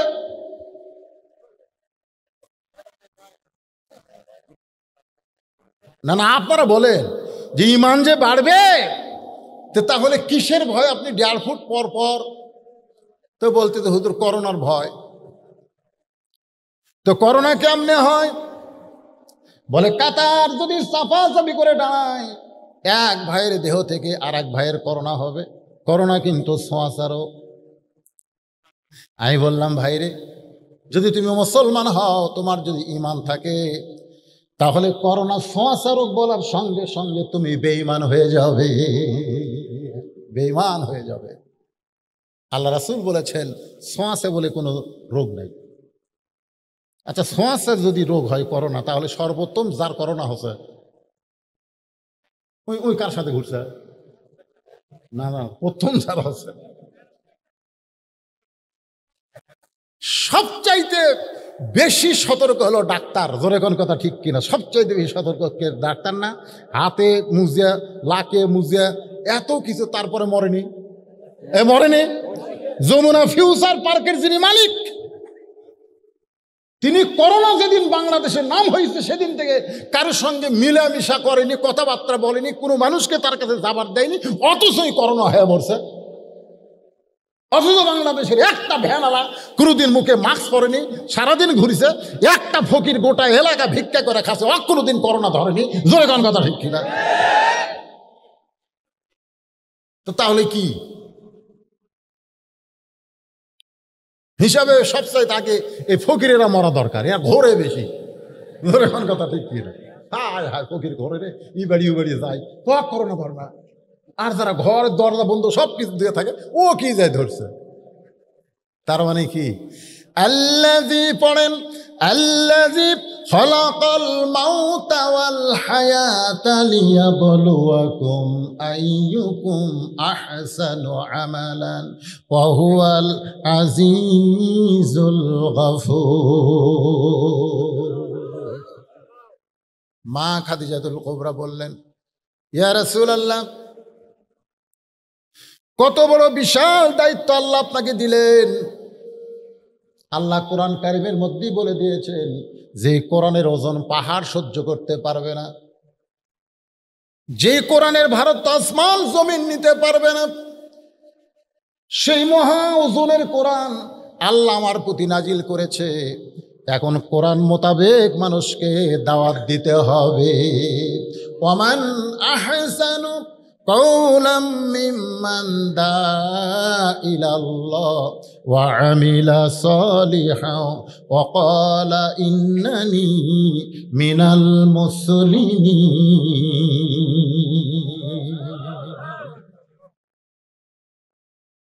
শুরু হয়ে গেল দাওয়াতের কাজ। গভীর রাত্রে নবী আমার কলেমার দাওয়াত দেন। কলেমার দাওয়াতে মক্কার যত নেতা ছিল নেতাদের কাছে আগে নবী গেলেন, কিন্তু একটা নেতাও নবীর ডাকে সাড়া দিলেন না। কারণ নবী চিন্তা করলেন, নেতাগুলো যদি ভালো হয়ে যায় তাহলে সাধারণ মানুষগুলো এমনি ভালো হয়ে যাবে। জোরে কোন কথা ঠিক কিনা? চেয়ারম্যান সাহেব যদি নামাজ পড়ে, ইউনিয়ন পরিষদের চেয়ারম্যান যদি নামাজ পড়ে, তাহলে অধীনস্থ মেম্বরেরাও কিন্তু নামাজ, জোরে কোন মুসলমান হলে পড়বে কি পড়বে না? চেয়ারম্যান নামাজ পড়লে চৌকিদার নামাজ পড়বে। চেয়ারম্যান যদি ভালো হয়ে যায়, তার অধীনস্থ যারা তারা সবাই ভালো হয়ে যাবে। এই যে নবী নেতাদের কাছে কলেমার দাওয়াত নিয়ে গেলেন, নেতারা কলেমার দাওয়াত গ্রহণ করলেন না। আজও গোটা পৃথিবীতে নেতৃস্থানীয় মানুষ যদি ভালো হয়ে যেত, তাহলে গোটা বাংলাদেশ, গোটা পৃথিবী ভালো হয়ে যেত। জোরে কোন কথা ঠিক কিনা? বাজান, কলেমার দাওয়াত দিলেন 13 বছর। এই 13 বছর ধরে নবীর সিরাত থেকে একটু শোনেন মনোযোগ দিয়া, মাত্র 323 জন মুসলমান হলো 13 বছর ধরে। 323 জন মুসলমান হয়েছে, তার অর্ধেককে ওরা মারিয়া পিটাই শেষ করে দিছে। যে 323 জন মুসলমান হলো, তাদের মধ্যে অনেককে তারা মারতে মারতে হত্যা করলো। তার মধ্যে একজনের নাম হলো ইয়াসার। শুধুমাত্র ঈমান রাখার কারণে খেজুর গাছের সঙ্গে বেঁধে তাকে হত্যা করা হলো। তার সামনে তার বিবি সুমায়াকে 2 উটের সঙ্গে 2টা পা বেঁধে লজ্জাস্থানে তীর নিক্ষেপ করে তাকে হত্যা করা হলো।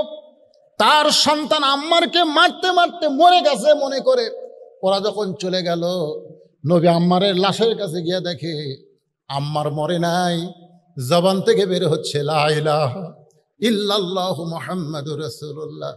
নবী আস্তে করে বসে আম্মারকে বুকের সঙ্গে জাপটে ধরলেন।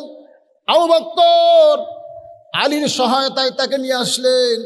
উম্মে সুমাইয়া ইয়াসসারকে দাফন করে ইসলামের প্রথম শহীদ তাদেরকে ঘোষণা করে দিলেন। জোরে বলেন সুবহানাল্লাহ। এভাবে কলেমার দাওয়াত দিলেন 13 বছর। 13 বছরের মধ্যে 323 জন মুসলমান হলো। মুসলমান তো 323 জন হলো, এই সামান্য মুসলমানিত্বই তাদের সহ্য হলো না। তারা আল্লাহর নবীকে হত্যা করার পরিকল্পনা করলো। আপনারা সকলেই জানেন, গভীর রাত্রে নবীর বাড়ি তারা ঘেরাও করলো। নবী ঘর থেকে বের হলেই তারা নবীকে হত্যা করবে। নবী হযরত আলীকে বললেন, আলী, আমার চাদর মুড়ি দিয়ে তুমি ঘুমিয়ে যাও। আমাকে আল্লাহ আজকে মক্কা থেকে মদিনায় হিজরত করার হুকুম দিয়েছে। এই দাওয়াতের মাধ্যমে আর ইসলাম চলবে না, এখন ইসলামকে মডিফাইড করতে হবে। ধরে কোন সুবহানাল্লাহ। আলী বলতেছে, ইয়া রাসূলুল্লাহ, সন্ধ্যা থেকে আমি দেখলাম কতগুলো মানুষ আমাদের বাড়ি ঘেরাও করে আছে। আল্লাহ আপনাকে যেদিন কেউ বাড়ি আপনার পাহারা দেয় নাই, সেই দিন হিজরতের হুকুম না করে আজকে এই কঠিন মুহূর্তে আপনাকে মক্কা ছেড়ে মদিনায় যাবার কয়, কেমন আল্লাহ আমি বুঝতে পারলাম না। আল্লাহ রাসূল বলে, আলী, তুমি ছোট্ট মানুষ, বুঝবা না, বরং তুমি আমার বিছনায় চাদর মুড়ি দিয়ে ঘুমিয়ে যাও। নবী বের হয়ে দেখলেন মক্কার সমস্ত কাফেরেরা অস্ত্র শস্ত্র নিয়ে রেডি হয়ে আছে।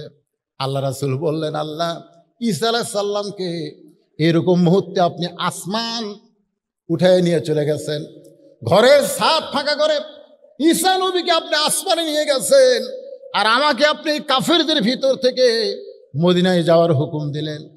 আল্লাহ বলেন, হাবিব, এক মুষ্টি ধুলে নেন, এক মুষ্টি বালি হাতে নেন। বালি হাতে নিয়ে শাহাদাতুল ওযু বলে আপনি বালি নিক্ষেপ করেন। বালি নিক্ষেপ করা হলো। ওই বালিটা সমস্ত কাফেরদের চোখের মধ্যে আল্লাহ ঢুকাইয়া দিল। ওরা হাতের অস্ত্র ফেলে দিয়া যখন চোখ এভাবে বুঝতেছে, নবী আমার আবু বকরের দরজায় গেলেন। আবু বকর রাদিয়াল্লাহু শুধুমাত্র একটা ঠোকা দেওয়ার সঙ্গে সঙ্গে দরজা খুলে গেল। নবী চমকে বলে, আবু বকর, আমি এত রাত্রে তোমার ঘরের দরজায়, তুমি কি আগে থেকেই জানতে? আবু বকর বলে, হুজুর, আপনি যদি নেতা হন তাহলে আমি হলাম আপনার দলের কর্মী। জোরে কোন সুবহানাল্লাহ। আল্লাহ রাসূল বলেন, আবু বকর, তুমি কি জানো মক্কা থেকে মদিনায় হিজরতের হুকুম হয়েছে? আবু বকর বলেন, হুজুর, চলেন যাই। আল্লাহ রাসূল আবু বকরকে বললেন, আবু বকর, তোমার ঈমান দেখে আমি আশ্চর্য হয়ে গেলাম। তোমার ঘরে তোমার বিবি আছে, তোমার ঘরে তোমার বাচ্চা আছে, তোমার ছেলে মেয়ে বিবিকে তুমি বাদ দিয়ে বলার সঙ্গে সঙ্গে আমার সঙ্গে তুমি মদিনায় যাবে। আবু বকর বলে, ইয়া রাসূলুল্লাহ, ওয়া ইযা তুলিয়াত আলাইহিম আয়াতুহু যাদাতুহুম ঈমানা। জোরে কর না সুবহানাল্লাহ। আপনার মুখের কোরআন শরীফ শোনার সঙ্গে সঙ্গে আল্লাহ তাআলা আমার ঈমান কেমন ভাবে বাড়ায় দিছে। এই মুহূর্তে যদি আপনি আমার বুকের কলিজাটা বের করে দেখেন, গোটা কলিজা শুদ্ধ দেখতে পাবেন। লা ইলাহা ইল্লাল্লাহ মুহাম্মদ রাসূলুল্লাহ ছাড়া আর অন্য কারো জায়গা নাই। আবু বকরকে নিয়ে নবী মদিনায় চলে গেলেন। গারে সুরের কথা আছে, আমি এত লম্বা করে বলতে পারবো না, শুধু আয়াতের তাফসিরকে বুঝাইতে গিয়ে আপনাদেরকে বলতেছি। বেজান গো, সময় তখন ধরেন দুপুর 12টা, কি হয় রে, দুপুর 1টা হবে, এমন সময় নবী উটের পিঠে করে আবু বকরকে নিয়ে মদিনায়। তাকায় দেখে রাস্তায় বাচ্চারা দাঁড়িয়ে আছে। বাচ্চারা, অনেক বাচ্চারা রাস্তায় দাঁড়িয়ে আছে। আল্লাহ রাসূল বাচ্চাদের দিকে তাকায়, যেই মাত্র তাকাইছে, ইবনে ইসহাক বলতেছে সমস্ত বাচ্চারা 2খানা হাত নবীর দিকে এইভাবে বাড়ায় দিছে। জোরে কোন সুবহানাল্লাহ। আবু বকর বলে, হুজুর, এই বাচ্চারা 2 হাত বাড়ায় আপনার কাছে কিছু চায়, এখন বলেন তো আমাদের দিবার মতন কিছু আছে নাকি? আল্লাহ রাসূল বলে, আবু বকর, আমাদের কাছে দিবার কিছুই নাই। ছোটদেরকে স্নেহ করতে হবে, বড়দের শ্রদ্ধা করা লাগবে। এখন এই বাচ্চাদেরকে আমি কি দিব? আমার কাছে দেওয়ার মতন তো কিছুই নাই। রাসূল বললেন, ও মদিনার বাচ্চারা, জন্মের আগে আমি আমার বাবা হারাইছি, 6 বছর বয়স আমি মা হারাইছি। আজকে মক্কার লোকের অত্যাচারে সেই মক্কা ছেড়ে মদিনায় চলে এসেছি বাবা। এই মুহূর্তে তোমাদেরকে আমি কিছুই দিবার পারবো না। বাচ্চারা বলে, ইয়া রাসূলুল্লাহ, আমরা মদিনার বাচ্চারা আপনার কাছে কিছু চাই না, দুইখানা হাত বাড়ায়া আপনাকে আমাদের বুকের ভিতরে জায়গা করে দিতে চায়। আল্লাহ রাসূল উটের পিঠ থেকে নামলেন, মদিনার বাচ্চাদের মাথায় হাত দিয়ে দোয়া করলেন।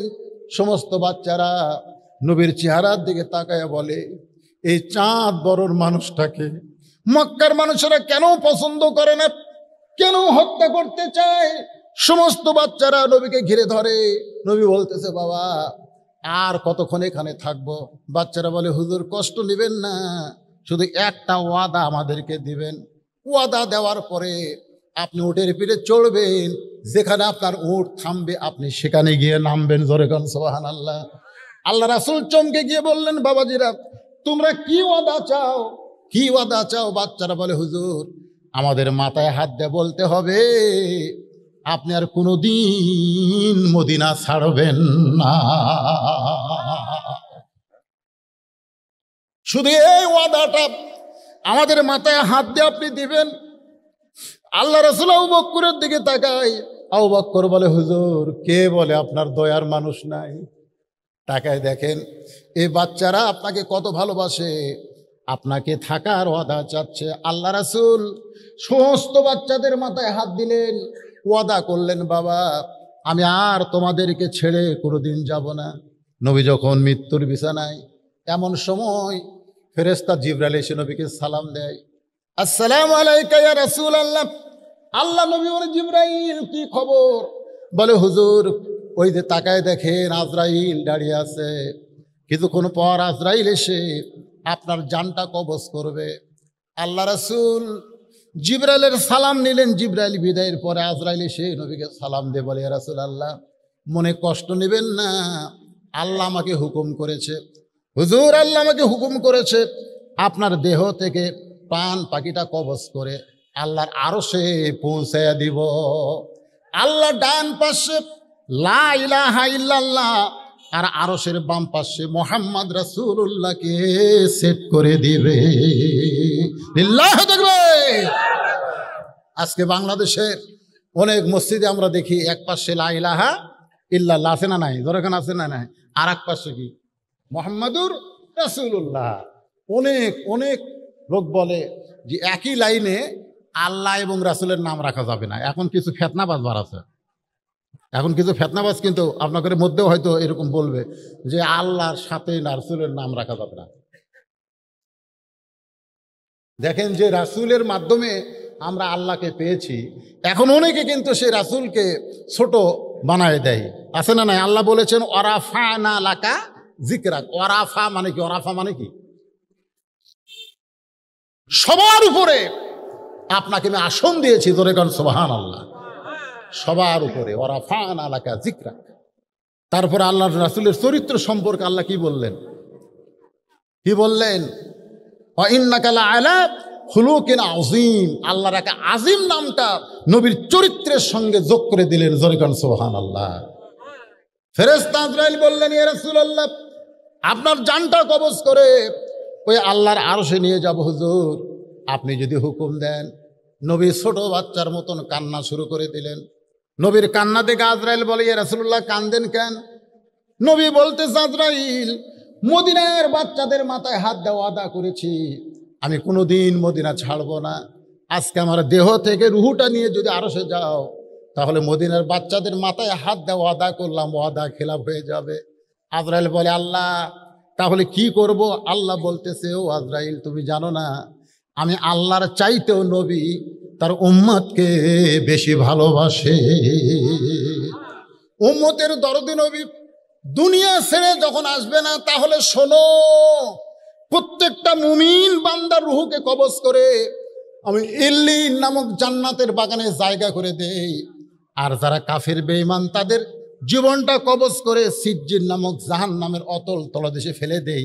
কিন্তু আমার নবীর রুহুটা কবজ করে নবীকে যখন রওজা মোবারকে দাফন করা হবে, ওই দাফন করার সাথে সাথে আবার দেহের মধ্যে রুহুটা ঢুকায়া দাও। লিল্লাহি তাকবীর। এই জন্যে আমাদের নবী হলো জিন্দা নবী, আমাদের নবী হলেন হায়াতুন নবী। যদি আমরা দরুদ পড়ি, আপনাদের এই ধর্ম দাসগাতি সঙ্গে সঙ্গে একদল ফেরেশতা এই দরুদগুলো নবী রওজা মুবারকে জমা দিয়া দেয়। সুবহানাল্লাহ বলেন না কেন? হ্যাঁ, নবীর রওজায় জমা দিয়ে দেয়। আপনাদের কি মনে হয় মরা নবী না জেতা নবী? এই রবিউল আউয়াল মাসে কি চিন্তা করতেছেন? আসেন আয়াতের মুমিনদের 3 নম্বর বৈশিষ্ট্য হলো ওয়াইলা রব্বিহিম ইয়াতাওয়াক্কালুন। এই এদি ছেলেবেলে চিল্লাই কেন? 1 নম্বর বৈশিষ্ট্য হলো ইজা যুকিরাল্লাহ ওয়াজিলাত কুলুবুহুম, মনে আছে না ভুলে গেছেন? 2 নম্বর বৈশিষ্ট্য হলো ওয়াইদা তুলিয়াত আলাইহিম আয়াতুহু জাদাতুহুম ঈমানান, ঈমান বাড়ার। আর 3 নম্বর বৈশিষ্ট্য হলো ওয়াইলা রব্বিহিম ইয়াতাওয়াক্কালুন, ইয়াতাওয়াক্কালুন। খুব খেয়াল করবেন। এখন প্রতিদিন বলে চলো মসজিদে যাই, মনে আছে না ভুলে গেছেন? চেয়ারম্যান থাকতে শুরু করছিল, চেয়ারম্যান তো চলে গেছে। তো তুই নামাজ পড়েও যাবি, না পড়েও তাই। নামাজ পড়েও যায়, না পড়েও তাই। চিন্তা করতেছে আগে তো এইভাবে ডাইরেক্ট কাজ করলে হবে না, এটা কি করা দরকার? ও রায়গঞ্জ বাজার, আপনার বাজারের নাম কি? ধানগড়া বাজার। ধানগড়া বাজারে 3:30টার সময় ওর সাথে দেখা। সো বলতে ভাই যাই। এই তুই নামাজ পড়েও যাবি, না পড়েও তাই। তো বলতেছে আমি কি তোমাকে নামাজের কথা কইছি? খালি বলছি যাই। তুমি তো এক নামাজের কথা ছাড়া আমার কিছু কও না। আরে পাগল, এখন 3:30 বাজে, এখন তো বোঝা লাগবে তো এটা কোনো নামাজের সময় না। আমি মনে করছি এক নামাজ ছাড়া তোমার কোনো যাওয়াত নাই, এই জন্য আমি মনে করছি যাই মানে ওই ওটাই। তো হচ্ছে না, আজকের দাওয়াত হলো চা খাওয়ার। এখন আপনারাই বলেন, যে ব্যক্তিকে নামাজের দাওয়াত দিলে যে গরম হয়, অক যদি চা খাওয়ার দাওয়াত দেন ওই কি সেই গরম? ও কিন্তু আশ্চর্য হয়ে বলবে কে, তুই তো এইরকম চা খাওয়ার দাওয়াত কোনোদিন দেশ নেই। সেই ভাইরে তোকে নামাজের দাওয়াত দিতে দিতে দেখছি যে কাম হবি না, চিন্তা করছি তোকে আর নামাজের দাওয়াত দেবো না, চলো চা খাই। বিল চা লাগে আমি দেবো। তুমি কি মনে করছো তোমাকে চা খেলে বিল তোমাকে দেওয়া লাগবে? কারণ চা খাওয়ার যায় দোকানে বলতে ভাই কি কি ভালো আছে, বলে দেখেন কি খাবেন, পেঁয়াজি দাও, জিলাপি দাও, নিমকি দাও, যা আছে দাও। তো বলতে ভাই কত খেলাবেন? খান ভাই, আপনি আমার ভাই না, খান। খাইতে খাইতে 40 টাকা যেই খাওয়া আছে। ধানগড়া মসজিদে আসরের আজান দিছে, 40 টাকা খাওয়া হতে আসরের আজান। এখন বলতেছে ভাইরে আল্লাহ ডাকতেছে, আমাকে যাওয়া লাগবে। আমি নিয়ত করছিলাম তোমাকে 50 টাকা খিলাবো, নিয়ত করছিলাম কয়টায় খিলাবো? 50 টাকায় খিলাবো। কিন্তু এই যে দেখো তো মুয়াজ্জিনের আক্কেল নাই, এটা 10 মিনিট পরে দিলি তো 50 টাকা ফুরাতো। এই যে আজান দিল, এই আজান দেওয়ার জন্য দেখো তোমাকে 40 খিলাতেই এখন আমাকে ডাক দিল। তো তুমি এখানে বসে থাকবা, চেয়ার যেন ছাড়ো না, খালি নামাজ পড়ে সেই 10 টাকা, মানে 50 টাকা টার্গেট আজকে পুরো করা লাগবে। এই কথা বলে লোকটা নামাজের দিকে যাচ্ছে, ইতিমধ্যে খপ করে হাত ধরছে। হাত ধরে বলতেছে ভাই তুমি একলা যাবা, আমার কবা না? তো বলতেছে না ভাই এতদিন বহুদিন কইছি ভাই, কাম হয়নি। আরে মেয়ে এতদিন কইছো খালি খালি খালি খালি খালি ব্যাগের দাম আছে, খালি পকেটের দাম আছে, খালি বস্তার কোনো দাম আছে, খালি ওয়াশ শুনে লাভ আছে, খালি। এখানে যখন ব্যাগ গেল, আপনারা হয়তো কেউ ব্যাগের দিকে দিলে, আমি দেখছি তো আর আদায় হচ্ছে না, তোলার দরকার, ওটার দরকার নেই, আপনারা আর ওঠেন না। যে কয়েকজন আছেন পাকা মুসলমান একটু বসে থাকেন। তো এখন খালি পকেটের টাকা আছে কিন্তু ব্যাগত গেল না। আপনাদের অনেকে মনে হয় কি হয়, বক্তা ওয়াজ করছে আস-সাদকাতু তারুদ্দুল বালা ও তাজিদু ফিল উমর কালা রাসূলুল্লাহ সাল্লাল্লাহু আলাইহি সাল্লাম, জোরে করেন সুবহানাল্লাহ। কি ওয়াজ? আল্লাহ রাসূল বলেছেন দান সাদকা করো, আল্লাহ তোমার বালা মুসিবতকে দূর করে দিবে, আল্লাহ তোমার হায়াত বেড়ে দিবে, জোরে করেন সুবহানাল্লাহ। মুখে মাস্ক না দিয়ে 1.5 ফুট অন্তর না দাঁড়ায়া বেশি বেশি দান করেন, ওই গজব সব আল্লাহ নিয়ে যাবে, জোরে করেন কথা ঠিক কিনা? হুজুর তো 500 টাকা করে চাচ্ছে, কেউ দিচ্ছে না। তো এক লোক মাঝখানে বসে আছে, আর বউ খুব অসুস্থ, বহু ডাক্তার দেখাছে, কাম হয় না। মনে করতে যে হুজুর যখন বারবার চাচ্ছে, দেখি আজকে 500 টাকা দান করব, এই দানে কি আমার বউ ভালো হয় কিনা দেখবো আল্লাহ নবীর হাদিস সত্যি না মিথ্যে, হুজুর আওয়াজ করে দায়রা কি সত্যি না মিথ্যে। এই কথা শুনে হাদিস বিশ্বাস করে আমি উঠে আসে 500 টাকা দিছে। যা যেই বলছে ওর কাছে একজন ছিল, মারছে ঘুরতে, খেরে তুই যে 500 টাকা হুজুরের কথা দিয়ে এলু, টাকা আমার নাই, এই দেখ 1000 টাকা আছে। এরকম খালি খালি ওয়াজ শুনি রে, আমি কোনোদিন দান করি না। তো কয় না ভাই, আমি একটা নিয়ত করে করছি, দেখি আল্লাহ কি করে। যতই নিয়ত কর কাম হবি না, কি ওয়াজ শুনবো, টেকা তো মুখে। একই পাড়ার দুইজন, একজন উত্তর পাড়ার, একজন দক্ষিণ পাড়ার। উত্তর পাড়ার যাই 500 টাকা দান করছে, ওর বইয়ের প্যারালাইসিস, 2 বছর ডাক্তার দেখায় ভালো হয় না। ওই যে দরজা না ডাক দেয়, জানলার ডাকতেছে রহিমা, রহিমা মানে ওর মেয়ের নাম, ধরে এখন রহিমা কার নাম না, মেয়ের নাম। যে ডাকছে রহিমা, সঙ্গে সঙ্গে বউ বলতেছে মেয়েটা ভালো, দুনিয়ার কোনো সার্টিফিকেট লাগবে না, স্বামীর সার্টিফিকেটই আল্লাহ বউটাকে জান্নাত দিয়া দিল। তো মনে করতেছে ঘষায় ঘষায় দরজা খুলবে, দেখে না হেঁটে হেঁটে এসে দরজা খুলে দিছে। আমি কই আলহামদুলিল্লাহ। খেরে ন্যাংরা, তুই হাঁটিস কেমনে? তো বলতেছে যে কি যে হলো, আজকে রাত্রে স্বপ্ন দেখতেছি, তুমি তো ওয়াজ করবে গেছে, আমি স্বপ্নে হাঁটতেছি, স্বপ্নে হঠাৎ আমার ঘুম ভেঙে গেল। তখন আল্লাহ বললাম, আল্লাহ তুমি আমার পাও কেড়া লিয়ে স্বপ্নে আবার আমাকে হাঁটাও। তাই আস্তে আস্তে পায়ের দিকে দেখি যে পায়ের মধ্যে শক্তি, তা আমি আস্তে করে 1 পা নামালাম, দেখি না এই পাও শক্তি, 2 পা হেঁটে হেঁটে কলে টিউবওয়েলে গেলাম, উজু করে তাহাজ্জুদে নামাজ পড়তেছি, আর তুমি এমন সময় রহিমাকে ডাকতেছ। তো নামাজের খবর কি? বলে আল্লাহ রাসূল বলেছেন, একমাত্র ফরজ ইবাদত বাদ দিয়া স্বামী যদি বউকে ডাকে, সমস্ত ইবাদত বাতিল হয়ে যাবে। স্বামীর ডাকে সঙ্গে সঙ্গে সাড়া দিতে হবে। সুবহানাল্লাহ বলেন। একমাত্র, এই মায়েরা, একমাত্র ফরজ ইবাদত বাদ দিয়া সুন্নত কন নফল কন, নিয়ত বান্দার পরেও যদি স্বামী ডাক দেয়, নিয়ত ছাড়া স্বামীর ডাকে সাড়া দিতে হবে। কারণ রাসূল বলেছেন, আল্লাহর পরে কাউকে যদি সেজদা দেওয়ার হুকুম থাকতো, তাহলে প্রত্যেকটা বউকে বলা হতো স্বামীর পায়ে সেজদা কর। কিন্তু আল্লাহ ছাড়া কাউকে সেজদা করার হুকুম নাই। এই কথার দ্বারা রাসূল বুঝালেন, আল্লাহর পরেই প্রত্যেকটা বউয়ের কাছে সবচাইতে দামি হলো তার স্বামী। ধরে কোন কথা ঠিক কিনা? কথা কন না কেন? হ্যাঁ। আজকে আর আপনারা তো স্বামী তো হওয়ার পারেননি, একে দুর্বল হয়ে গেছেন বইয়ের কাছে, না জানি কি হয়।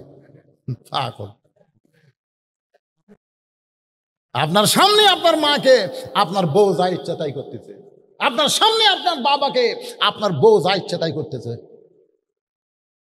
হ্যাঁ, আর ওয়াজে শোনেন নাই, আমি এমন কোনো ওয়াজ নাই যেটা আমি বাদ দিছি। ক্যাসেট শুনলি দেখতে, শ্বশুর আসলে ট্যাংরা মাছ, পটাশে মাছ, ইলিশ মাছ, দই মিষ্টি।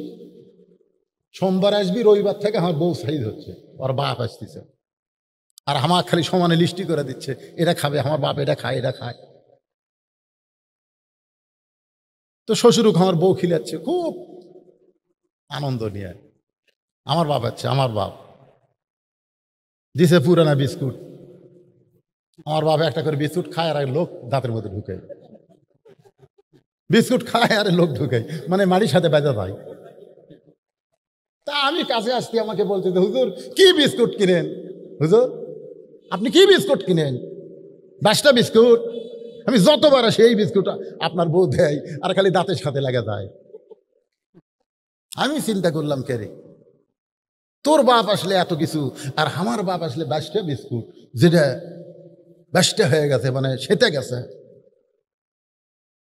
কি কন? আমি আস্তে করে ঘরত গেলাম, যে তাকাইছি বইয়ের দিকে, বউ যেই তাকাছে মুচকি হাসি দিলেন। ও দো ইলা সাবিলি রব্বিকা বিল হিকমা, একটু হিকমত, মুচকি হাসি দিলাম।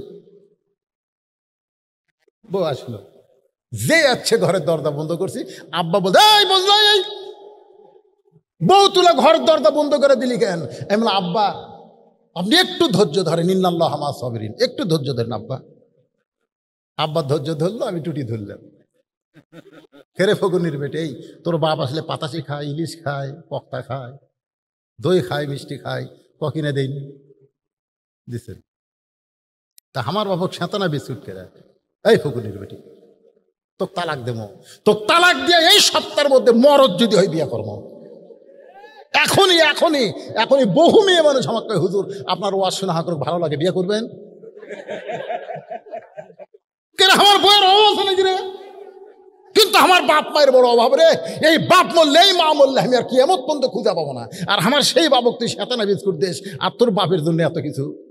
টুটি ধরে ওই কান্দা কয়, আল্লাহ রাস্তা আমাকে ছেড়ে দেন, আজ থেকে আমার বাবু যা, আপনি বাবু তাই, আমার বাবু যা। আমি ছেড়ে দিলাম। আমার আব্বা এরপরে 2-4 বছর পয়সা ছিল। আব্বা কাছে, বাবা ঘরের দরজা বন্ধ করে তুই যে কি ওয়াজ করছিস বাবা, তোর বউ তারপর থেকে ফেরেশতা হয়ে গেছে রে। আমার মায়েরা, বোনের একটু মনোযোগ দিয়ে শোনেন।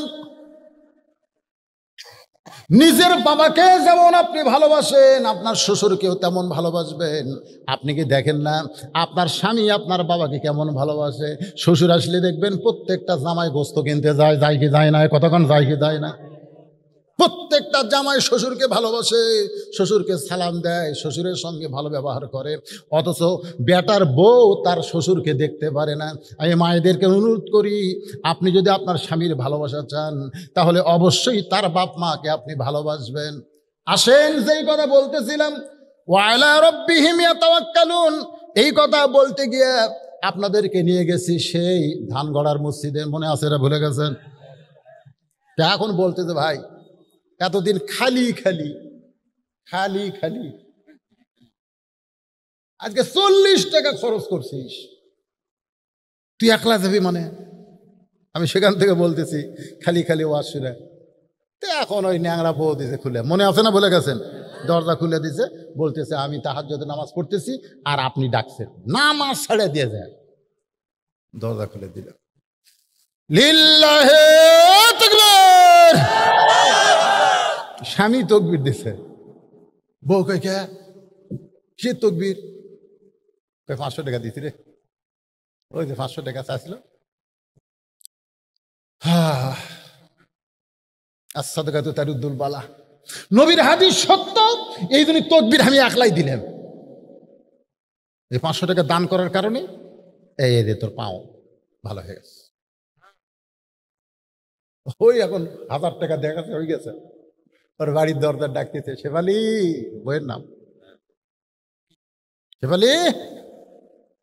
বউ বলতে, তোর মাওক ডাক দাও, তোর মাওক ডাক দাও। ইসম করছে কে রে? আমি ডাকি, বউ কয় মাওক ডাক দাও। আমি পারবো না, মাওক কান দেয় তাই কয়। তুই মাওক ডাক দিয়েছে, মা দরজা খোল, মা দরজা খোলা, এই শয়তান, খালি খালি ওয়াজ শুনিস, খালি খালি ওয়াজ শুনিস। মা গো দেখ, তুই কোন আমল করিস? এই তুই আমল করিস? তুই ওয়াজ শুনে এসে ঘুমাইস পারিস, ফজরে আজান দেয় তুই উঠিস না। তুই যে ওয়াজ শুনবার গেছিস খালি খালি, তোর বউ দুপুরবেলা তোর প্যান্ট শার্ট পরিষ্কার করে ওই টাইসালা গোসলখানা সাবানের ফ্যানটা আছে পরিষ্কার করেনি, পেশাব করবার যায় এমন পড়া পড়িছে, ও বাবারে মারে কই চিল্লে উঠছে। আমরা গেছিলাম, আমরা বাপ, তোর বাপ আমি যায় ঠিক করে কোনো মতো শুয়ে যাচ্ছি, তুই যা। ও এখন বইয়ের কাছে এসে বলে, খবর কি? এখন আর উঠতে পারি না। কি হয়েছে? বলে এমন ভাবে পড়ে গেছি, এমন মনে হয় মাজার রক চমকিছে।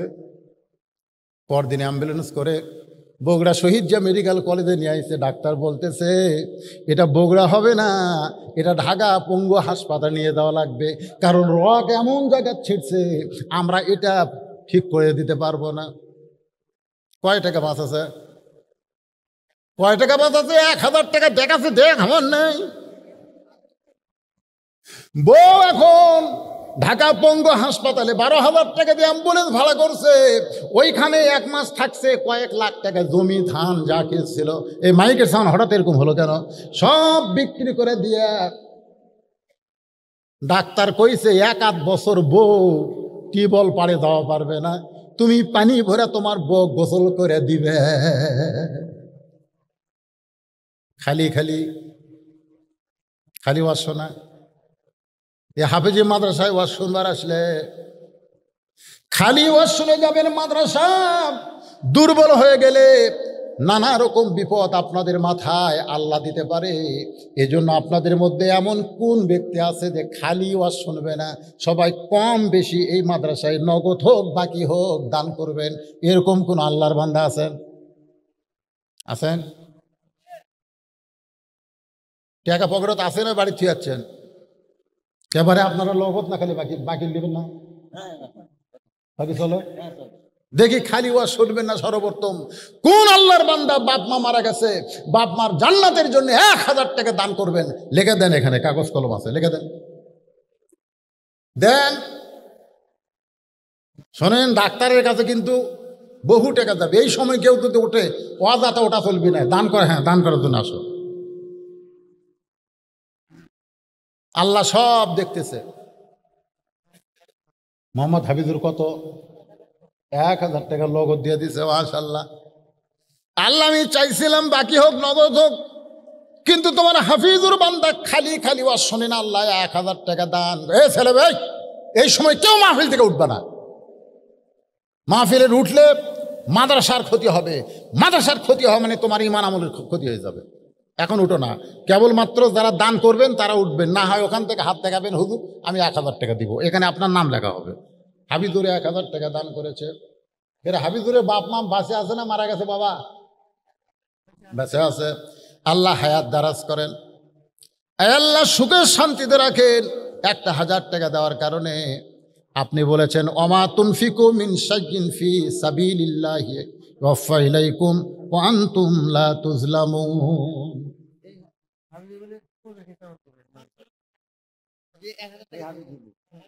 দেখছেন, এক হাফিজুর 1000 টাকা নগদ দান করে আবার মাদ্রাসার এতিমদের জন্য 50 কেজি চাল। জোরে বলেন মারহাবা, লিল্লাহি তাকবীর। দেন বাবা, বলেন বলেন। এই মাদ্রাসার সভাপতি, সেক্রেটারি, কেশিয়ার সদস্য যারা আছে, মাদ্রাসার হিতকাঙ্ক্ষী, মাদ্রাসা চলে কি করে? কি দিয়ে চলে বাবা? মাদ্রাসার হুজুরকে মাসিক দান আছে নাকি? আপনারা মাসিকও হতে পারেন, মাসে 100, বছরে 1200। এরকম দাতা সদস্য, জান্নাতি সদস্য কারা হবেন? আবু বকর, ওমর, ওসমান।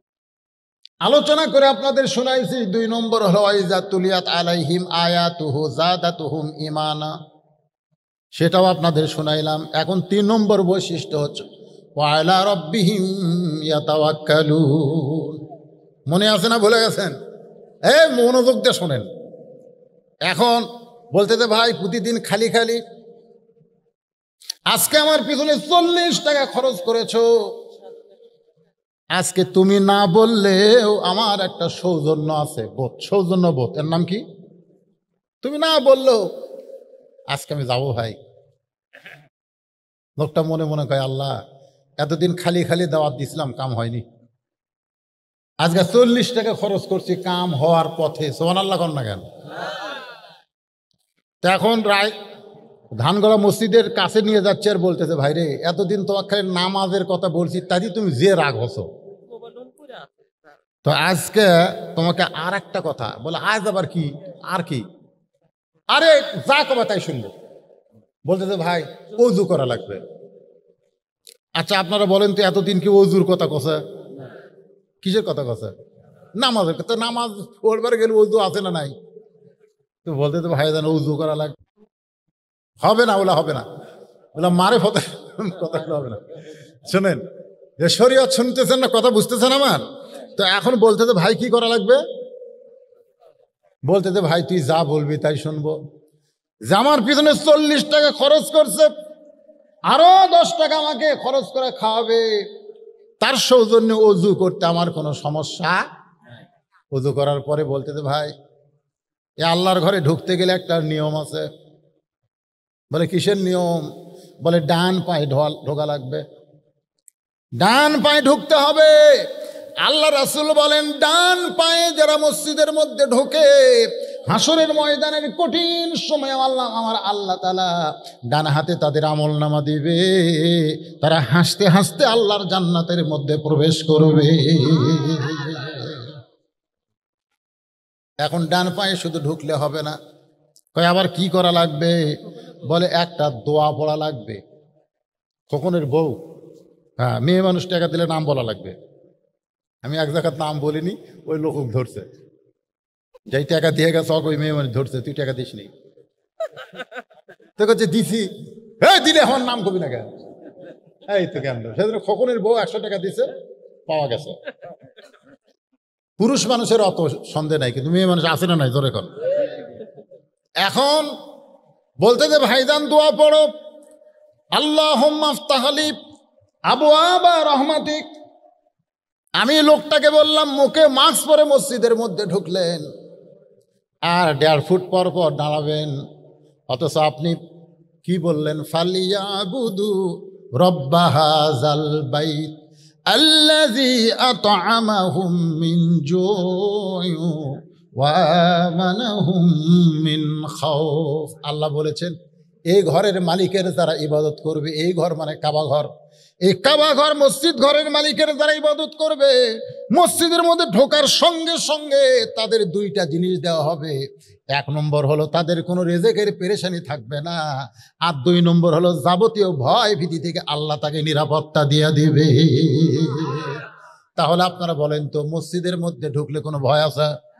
তারপরে মুখে মাস্ক দিয়ে ঢুকছে, ওর কি আল্লাহর উপর তাওয়াক্কুল আছে? ওয়া আলা রব্বিহিম ইয়াতাওয়াক্কালুন, বুঝানোর জন্য বলতেছি, একটু খেয়াল করেন তো। দোয়া পড়ে লোকটা মসজিদের মধ্যে যেই মাত্র ঢুকছে, কে? বেনামাজি। যেই ঢুকছে নামাজি, এবার সামনে কাতারে গিয়া আল্লাহর কাছে বলতেছে, আল্লাহ আল্লাহ, বিনা হাজী সাহেবের বেটি 500 টাকা দান করছে, মা বিনা, আল্লাহ মার দান কবুল কর, আল্লাহুম্মা আমিন। এখন সামনে কাতারে গিয়ে, ভাইজান একটু মনোযোগ দিয়ে শোনেন, সামনে কাতারে গিয়ে বলতেছে, আল্লাহ এখন টাকা দেন না তো, পরে দেন। আল্লাহ এতদিন খালি খালি দাওয়াত দিছে, চটকা দিছে, বগুড়ার ভাষা হলো চটকা দেওয়া। 3 নামাজ পড়েও তো আমি না পড়েও তাই, আজকে 40 টাকা খরচ করার কারণে তোমার বান্দা মসজিদের মধ্যে ঢুকছে। আমার দায়িত্ব হলো তোমার বেনামাজি বান্দাকে মসজিদের মধ্যে ঢুকান, আর তোমার দায়িত্ব হলো হেদায়েতের মালা পরা। যেরকম সুবহানাল্লাহ। আমার দায়িত্ব হেদায়েত দেওয়া না, আমার দায়িত্ব কি? দাওয়াত দেওয়া। যেরকম আমার দায়িত্ব কি? কথাটা শোনেন, আমার দায়িত্ব হলো দাওয়াত দেওয়া।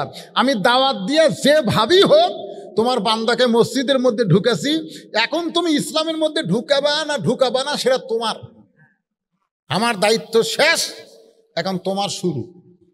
এইভাবে যখন দাওয়াতকারী আল্লাহর কাছে বলতেছে সামনে কাতারে গিয়া, আপনারা বলেন তো আল্লাহ তার কথা শুনবে না? কোন শুনবে না?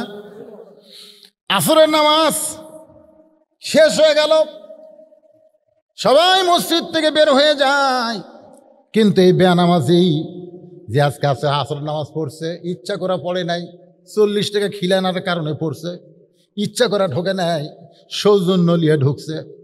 সবাই বের হচ্ছে, কিন্তু ওই লোকটার মসজিদ থেকে বের হয় না। বলতে তো ভাইজান আরো 10 টাকা খাওয়া লাগবে। নামাজ হয়ে গেছে, আল্লাহ কোরআনে বলেছে ফাইজা কুদিয়াতিস সালাতু ফান্তাশিরু ফিল আরদ। নামাজ হয়ে গেছে, নামাজ হয়ে গেছে, এখন আর মসজিদের মধ্যে থাকা চলবে না, নামাজ হয়ে গেলে মসজিদ থেকে বের হওয়া লাগবে। এখন সবাই জোহরের নামাজ পড়ে বাড়িতে গেছে, কিন্তু ওরা 4 জন 5 ফ্যান দিয়ে গল্প মারতেছে। 4 জন মুসল্লি ফ্যান ঘুরতেছে, ওরা কথা কয় না, 5টা ফ্যান ঘুরতেছে, ওরা 4 জন বসে গল্প করতেছে। কেরে এবার ওয়াজ হবি? গত বছর তো হলো না রে। ভালো ভালো হুজুরগুলো সব ধরেই ফেলে দিছে। এখন যারা এই কথা কবি এর গল্প করতেছে 8 ঘন্টা ধরে, ফেরেশতা কয় আল্লাহ সবাই চলে গেল নামাজ পড়ে, এরা যে 5 জন ফ্যান ঘুরায় আর গল্প করে, এদের রেজাল্ট কি?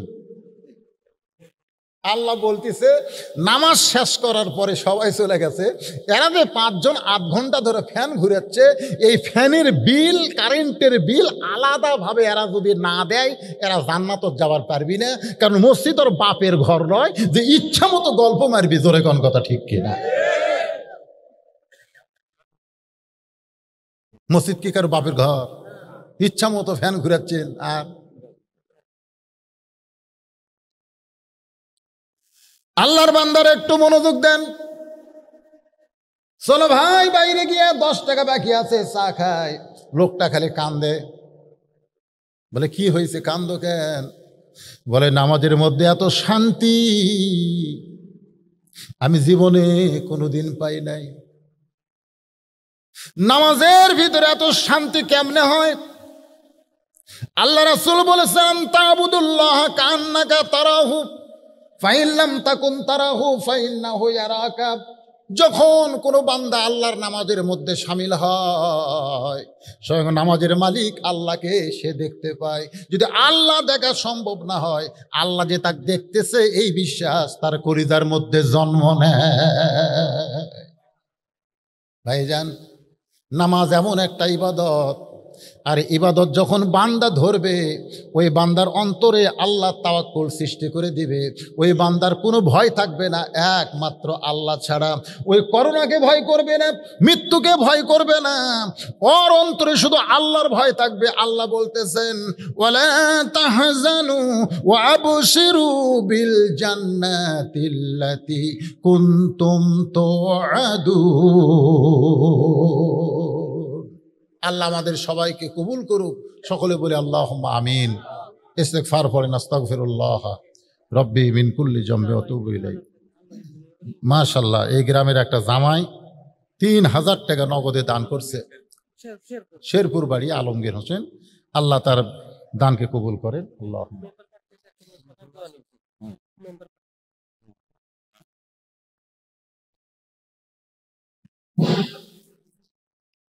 ইন্নাকা হামিদুম মাজিদ। আল্লাহুম্মা বারিক আলা মুহাম্মাদ ওয়া আলা আলি মুহাম্মাদ কামা বারাকতা আলা ইব্রাহিম ওয়া আলা আলি ইব্রাহিম ইন্নাকা হামিদুম মাজিদ। ভাইজান, এই যারা ঘোরাফেরা করতেছেন বসেন। দোয়ার সময় বসাটা আদবি। সবাই বসেন, সবাই বসেন। এত রাত পর্যন্ত আল্লাহ যাদেরকে চেতন রাখছে, দোয়ায় শামিল হন, বসেন। আর দোয়া মুখলিবাত, হ্যাঁ, দোয়া কিন্তু একটা আলাদা একটা ইবাদত। এর একটা ইবাদত দোয়া করা। তো দোয়ার আগে একটা অন্ধ হাফেজ মাগরিবের নামাজের পর আপনাদের সামনে 8 ঘন্টা ওয়াজ করছে। অন্ধ মানুষ 30 পারা কোরআন শুনে শুনে মুখস্থ করে। আলহামদুলিল্লাহ আমিনকাস সালাম তাবারাকতা ইয়া যাল জালালি ওয়াল ইকরাম।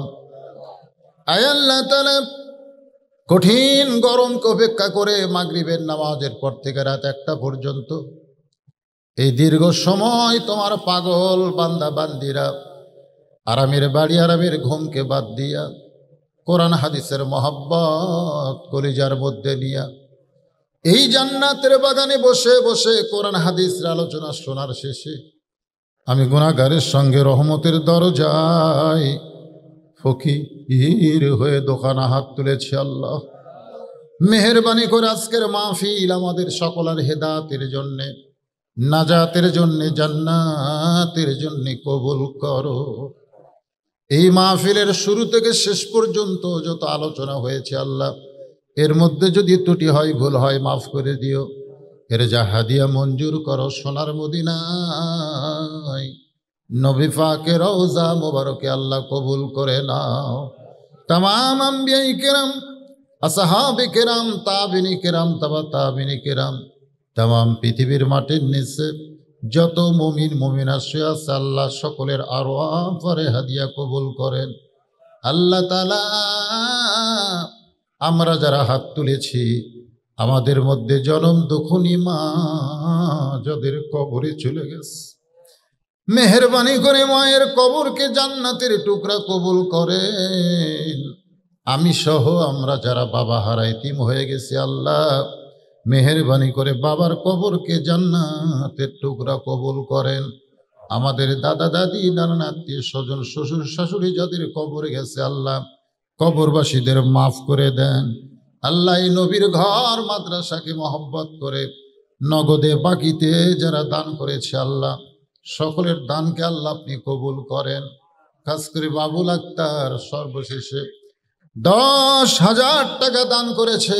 এছাড়া তার কর্মী 7,000 টাকা, এছাড়াও একজন মেম্বার প্রার্থী 5,000 টাকা। এরপরে অনেকে অনেক কিছু দান করেছে। একজন আল্লাহর বান্দা 1,000 ইট দান করেছে। আল্লাহ সকলের দানকে আল্লাহ আপনি কবুল করেন। এমনকি ব্যাগের মধ্যে 10টা টাকা যারা দান করেছে, আল্লাহ সকলের দানগুলোকে জান্নাতের বিনিময়ে কবুল করেন। আল্লাহ আমার মায়েদের দানকে কবুল করেন। আবেদা সালিহা পর্দানিশি মা ফাতেমার চরিত্র দান করেন। আমাদের মধ্যে অসুস্থ যারা আছে আল্লাহ সুস্থ করে দেন, অভাবকে মোচন করে দেন। আল্লাহ যে যা নেক নিয়ত করে দান করেছে আসলে সকলের নেক নিয়তকে কবুল করেন। আল্লাহ এতগুলোর মধ্যে তো একজনকে মেম্বার করবে আল্লাহ। আল্লাহ জনগণের জন্যে, মাদ্রাসা মসজিদের জন্য, আল্লাহর জন্যে যাকে তুমি পছন্দ করো আল্লাহ, তো ইজ্জুমান তাশা তাকেই তুমি সম্মানের মালা পরায় দিও আল্লাহ। সুবহানা রাব্বিকা রব্বিল ইজ্জাতি আম্মা ইয়াসিফুন। আল্লাহ মাদ্রাসার হাফিজ ছাত্র পাগড়ি পরানো হয়েছে, হক্কানে হাফিজ আলিম কবুল করেন। মাদ্রাসার মহতামি, মাদ্রাসার ওস্তাদ, মাদ্রাসার সভাপতি, সেক্রেটারি, কেশিয়ার, মাদ্রাসার দাতা সদস্য, আল্লাহ সকলকে আপনি কবুল করেন আল্লাহ। আল্লাহ মাদ্রাসাকে কিয়ামত পর্যন্ত কবুল করে নেন। সাল্লাল্লাহু তাআলা আলা খায়রি খালকিহি মুহাম্মাদি ওয়া আলা আলিহি ওয়া আসহাবিহি আজমাইন ওয়ারহামনা মা